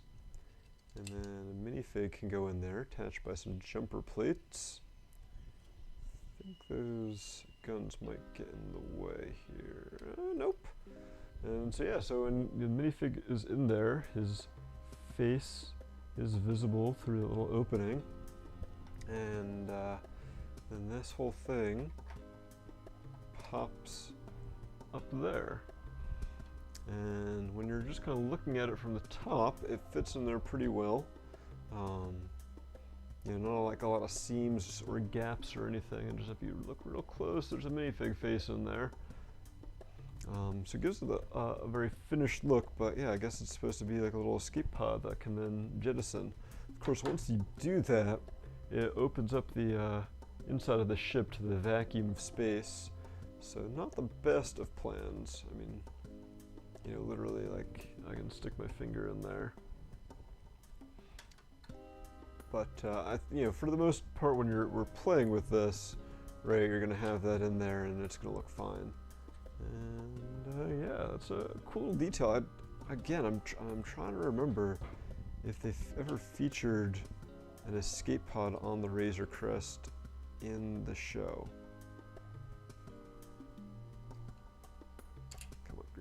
A little bit of a pain to get the minifig back out once you put him in, but not that big of a deal. It's just going to keep gnawing at me until I go log on to Wikipedia after the stream tonight. Alright, so that was that.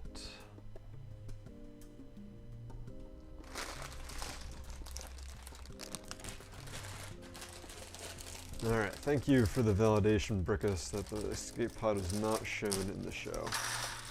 I mean, obviously LEGO sets have always taken their own liberties as far as depicting things from the films, whether it's Star Wars or anything, right? They always or frequently add their own features to add more playability to things. But you know, there's always the chance that they actually had that escape pod in the show, and I'm just forgetting it.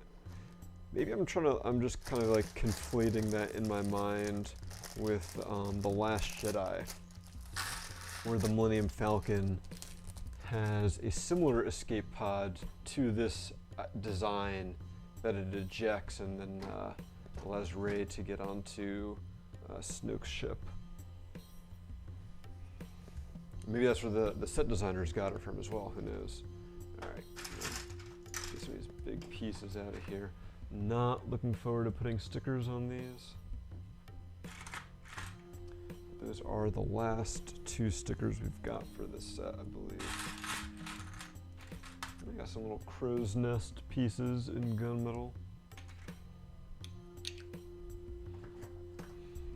Alright, so we are building some engines now.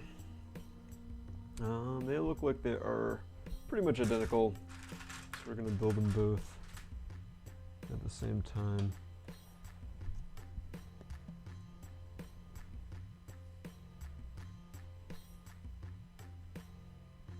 Get that camera position halfway decently.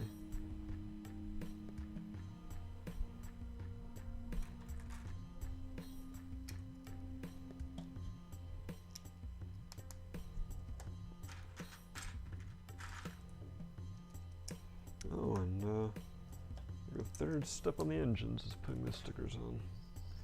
Alright. Gotta make sure you don't put them on upside down, because this is not one that I can easily flip the piece around if you get it backwards.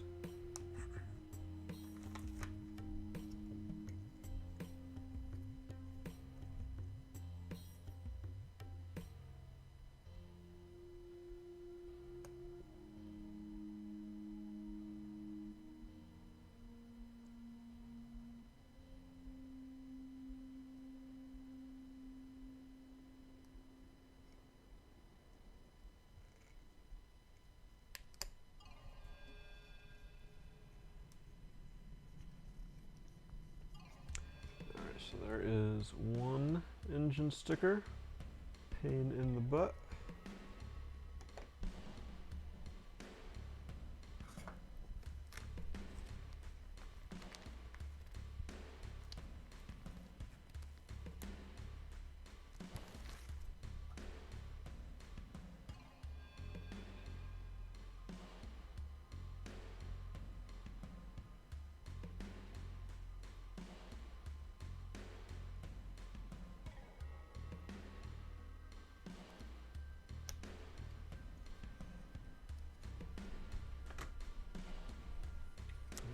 Two, and that is it for stickers in this set.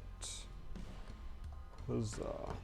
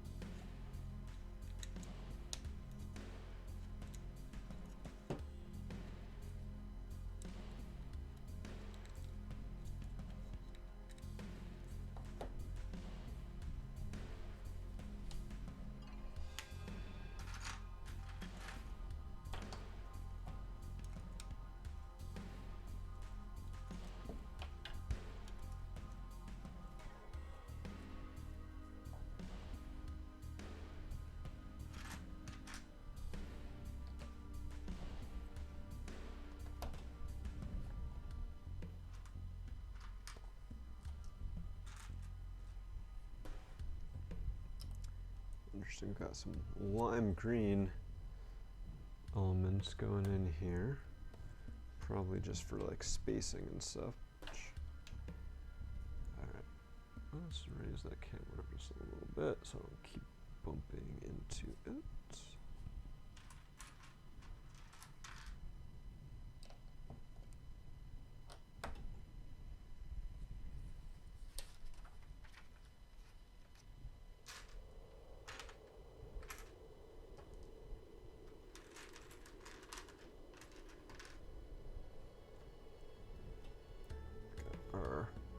First Technic axle going in. It's going to be used to attach the engines to the ship.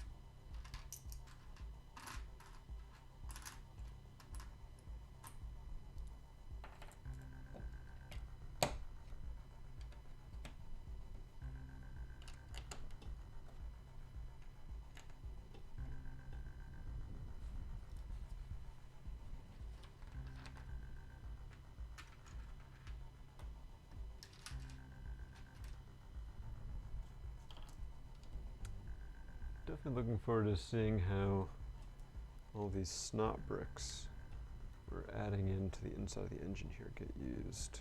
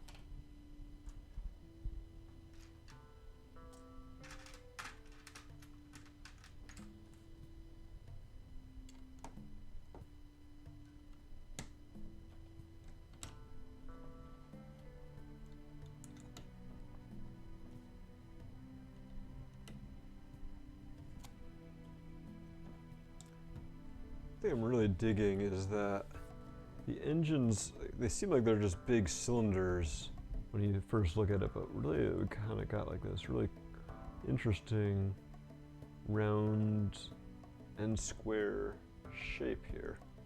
And I assume it's gonna, you know, connect in like that more or less. But definitely not as simple as you would think just looking at the image on the box.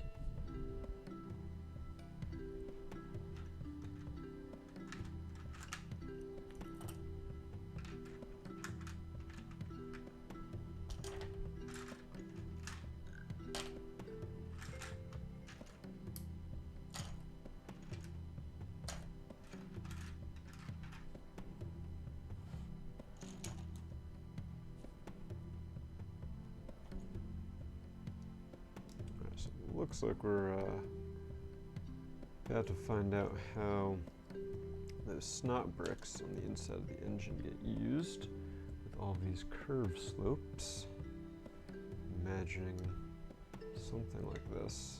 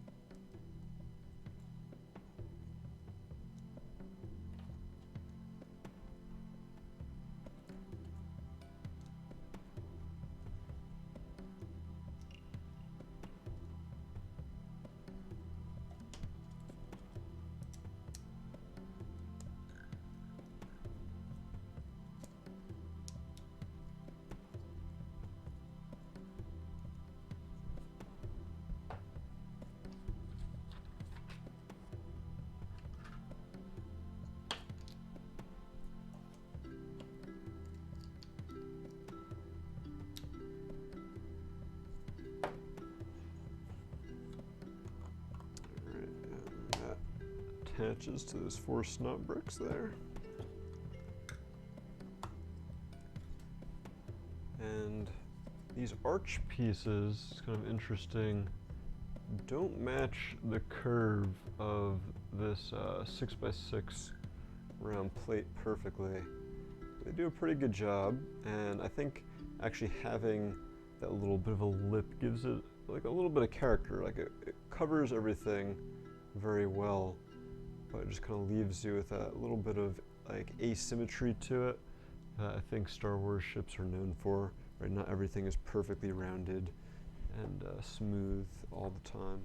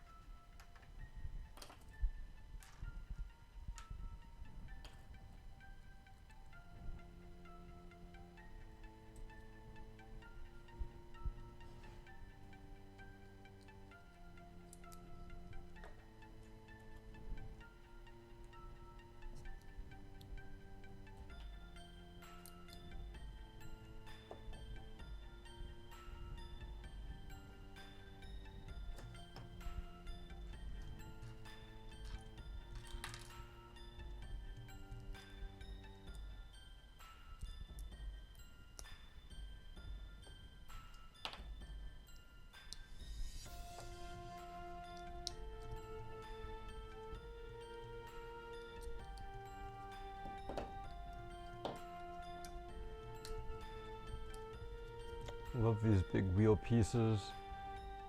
You see them so often used in like spaceships and stuff as the engines. I think these are going to be going like this at some point. And it can look pretty awesome. Got a bunch of part repetition to do though before we get there. But you can see that, and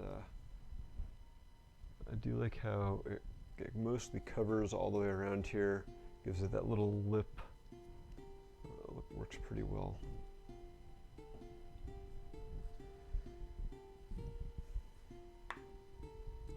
Alright, now we get to do a thing and then do it 7 more times. It looks like there is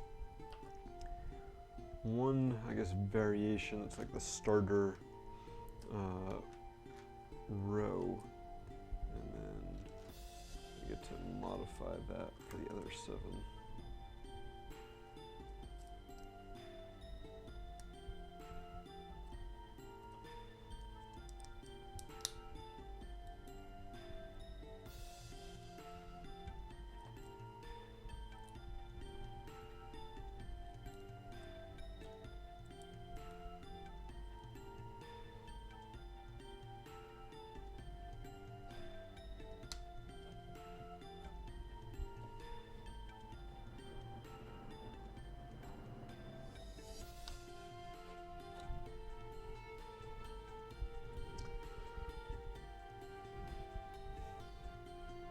So I think, I'm not sure what the instructions are going to show since I'm building both the left and right engines at the same time, but I'm going to mirror them off of each other, even though the instructions might not quite say to do that. But it is going to be a bunch of repetition.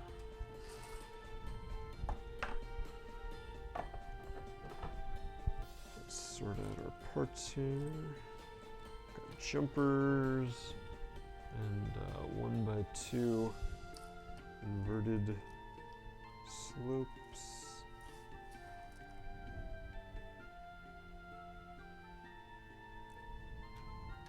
And so there's 1x2 plates with the little rails on them.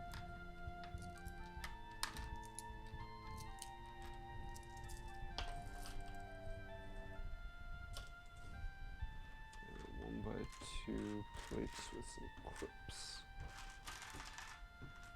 Once we finish this, we're going to be looks like pretty close to done with this set. But still have to build 14 of these little suckers. Okay. What is going to be?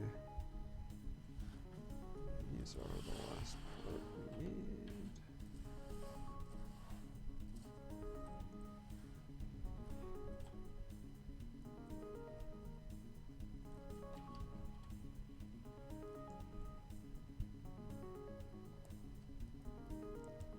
So you're just kind of alternating, doing one facing one way and one facing the other. So at the end I have an even count of each and don't actually have to be counting how many I'm doing.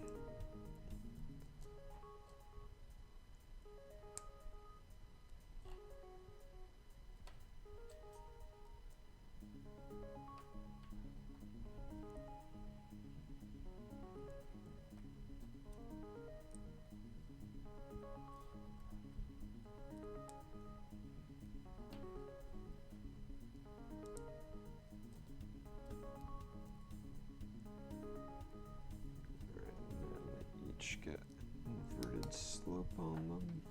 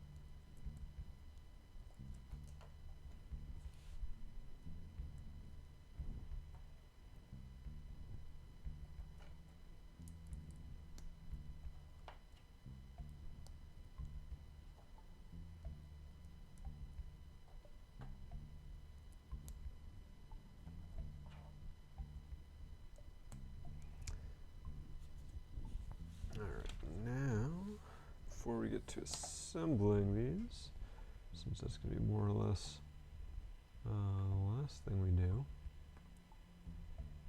put up our giveaway link again. All right.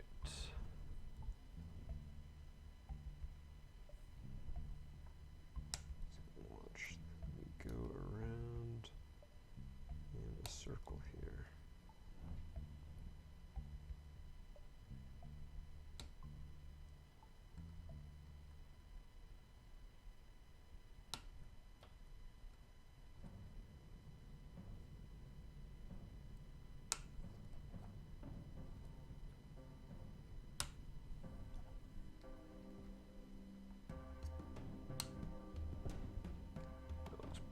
A pretty sweet result there. And I can do it on the other side.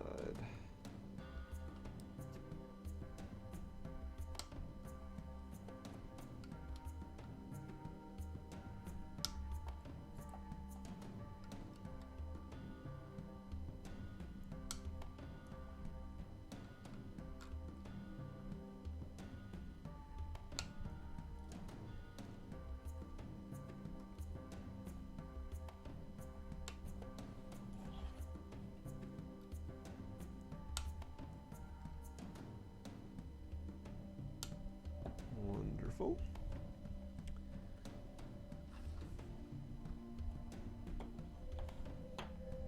And make little engine cones on the back side.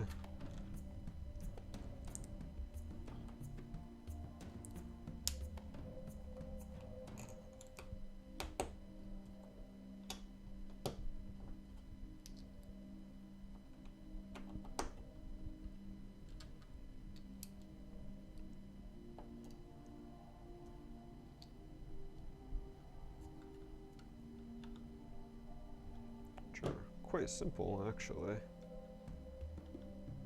compared to the rest of the engine build.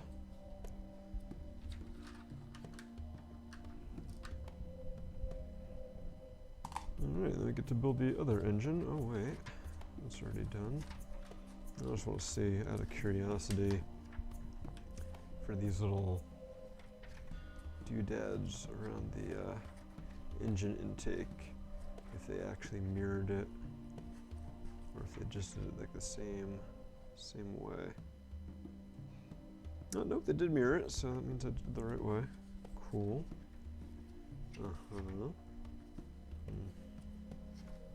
Well, that's kind of interesting in the instructions. So you can see in this step, the engines are on.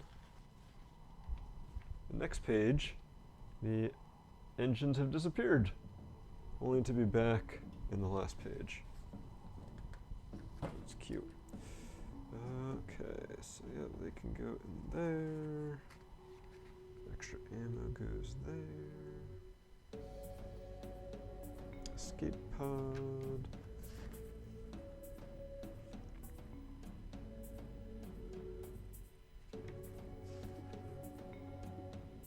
Other sets available. All right.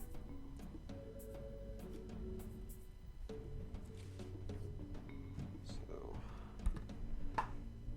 I think we can. Yeah, gotta follow like I ever follow the instructions to a T. If I did that, I wouldn't have built both engines at the same time. Let's attach these. So yeah, these are attached by 2 axles and 1 pin, and they just go in there and in there. Load up our spring-loaded launchers. And so they show in this compartment that you can put the spare spring-loaded launcher ammo in there. There's 3 clips, even though they only give you 1 extra. So I guess technically you could put the 3 that they give you in there. Yeah, I think that is it. Let me get the little camera out of the way here so I can kind of move this around. And that is a heavy set. I was trying to think as I was finishing the build. I guess it's been a little while since I've built a lot of Star Wars sets that weren't UCS. So not since like Rogue One that we really did quite a bit of Star Wars system building. But this is probably one of my favorite, like $100 plus Star Wars sets in quite a while. It's definitely very bulky. It is solid, but you can see at the same time that I'm like literally just grabbing it by, oh, don't grab it by there. All right, found that out the hard way. Which way is that face? So you can grab it like this, just don't put your fingers underneath, otherwise you'll pop these plates off. But yeah, you can hold it like that, and this is not going anywhere. You can swoosh it around, kind of like they did with the miniature in the show, because yes, they did build a scale miniature for the ship to display or to shoot in the show. So that's pretty awesome. All right, let's see. Forget which of these figs are the ones that actually came in the set. I think it was these guys. Was it just the 4 figs? Find this box. Yeah, I guess it's just the 4 figs plus Baby Yoda. So as far as like seating goes, you can pull that out. And well, they say you can use this area for extra ammo. Although we do have the clips in the back that you can put the blasters in, so I can do that. So yeah, you can see there's the clips in there. You can put the blasters in when not in use. And then you can put Mando in the seat here.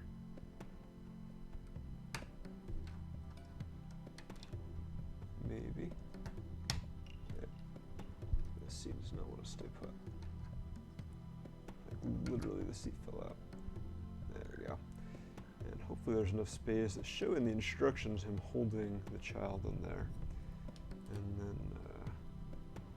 grief can hopefully fit back there. There we go. So you can see you can fit 2 minifigs in the cockpit. Yeah, put the Brickhead's Mando in the cockpit. Yeah, I don't think that's going to quite work out. And because of the design, you can fit the canopy back on with Mando holding baby Yoda in there. Perfect father and son going off on their space adventures. And yeah, then there is, plenty of cargo space. It's quite a decent interior here. Oh, one of the carbonite slabs fell out on the other side. So I think if I had one criticism, I would have liked to see a little more on the interior. Right, it's really cool that these panels fold down and that you can access all of that interior, but then there's like nothing really here. They have these clips that they say you can put the extra spring-loaded ammo in. I think I have those in my extra parts cup here.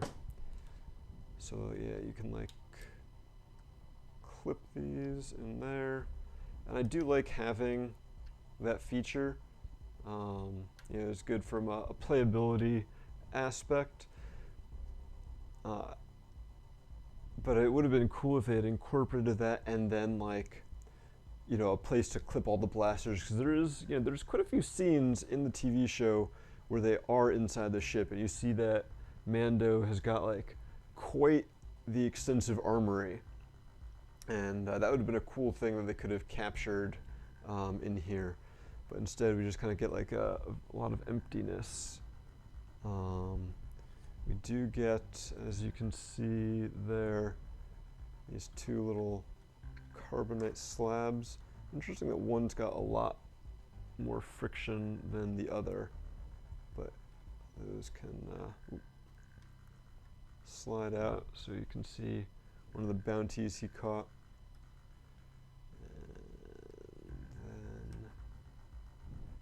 And then the other one, they do add like a little sleeping area up front. There's some like stickered control panels, and yeah, I think that's supposed to be like a bed in here with the 1x2 cheese slope and the 2 jumpers so someone could lie down in there. So you do get a little bit of interior details, but not a huge amount. And these all fold back up. I do really like how it all folds up. And then we have the escape pod we were talking about before, so you can stick your finger in there to pull that out. It does look a little hollow. And then once you got it out, again with your finger, you can pull that off. And then that can hold a minifig. I guess you could say maybe it's a prison capsule too or something. And then I do really love how they space it perfectly so you can see the minifig head through the window in the escape pod. And that pops back in there. The blasters on the front here are non-firing. They don't really do anything, but you can see the 2 little red blips that are the spring-loaded launchers. And so if you just push down on these grill plates, as you can see, you can shoot those off. And then once they're fired, they just kind of look like these little vents in there, and you wouldn't even notice they're there. So I really love how nicely those are incorporated into the build. And you can just load that back up.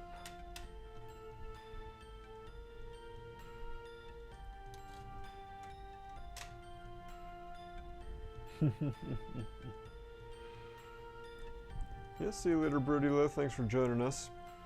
Yeah, so that is the Razor Crest. like I said, trying to look around and see some of the other bigger Star Wars system sets I've built in recent times. You know, I'd say this is right up there with like the Ewing. The Ewing was a pretty fantastic build. Definitely beats out some of the other Star Wars sets I've built, like the one from Rebels, I want to call it the Republic Cruiser, but I forget what it was actually called. But it was the one that you got the older Ahsoka Tano fig in. It was like the only set she was available in. That one was kind of a bit of a letdown. This one definitely tops it. I can see I've got the Obi-Wan Starfighter with a hyperspace ring nearby. That was a pretty cool one, but this is definitely a lot beefier. It's got a lot more play features than that guy. And that was a pretty pricey set too. So this is definitely up there. If you're a fan of The Mandalorian, you know, definitely looking at picking up the set. It is expensive, right? You can see $130 for 1,023 pieces. You know, that is a very Star Wars price point for Star Wars Lego sets. But it is, you know, a very solid set.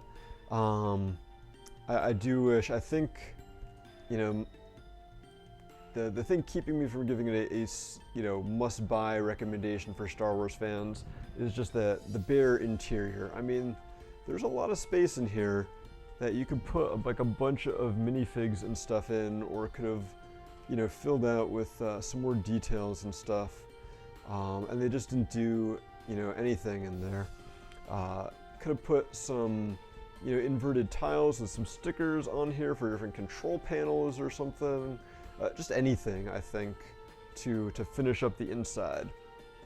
Kind of leaves this $130 set feeling a little bit unfinished in the end. So if you're, you know, mainly going to be displaying it, then I think, you know, it's a perfectly fine build.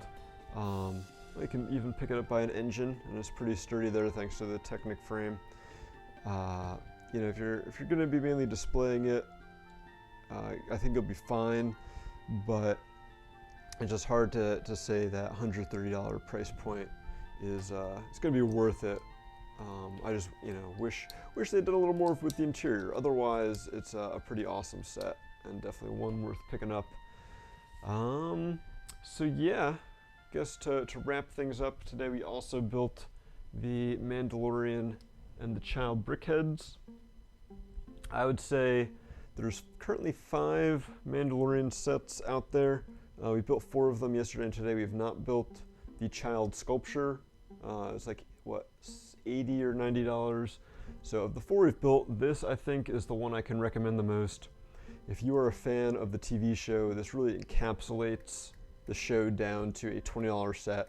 Both of them are pretty great at capturing their characters in the brickheads format. Can't recommend this one enough if you like the show. The ATST Raider that we built yesterday, if you really want an ATST, I guess you can pick this up. But really the only reason I would really recommend it is if you really want that Cara Dune figure and don't want to go and buy her on the aftermarket Bricklink or wherever. Otherwise, you can probably skip out on this set. And then the last set we bought was the Mandalorian Battle Pack, which includes little Mandalorian on a speeder bike, little Mandalorian in a pile of rubble, and 2 other Mandalorian figures. I don't know how accurate these appearances are to the ones in the show. I like them because they're cool Mandalorian minifigures, but really you can probably skip on that. So I think if you're trying to save your dollars, go for these brickheads. If you're willing to splurge a little bit, go for the Razor Crest. It is a good build, just a little lacking on the interior details, but all in all, very solid. Yep, $130. So it is a hard pill to swallow.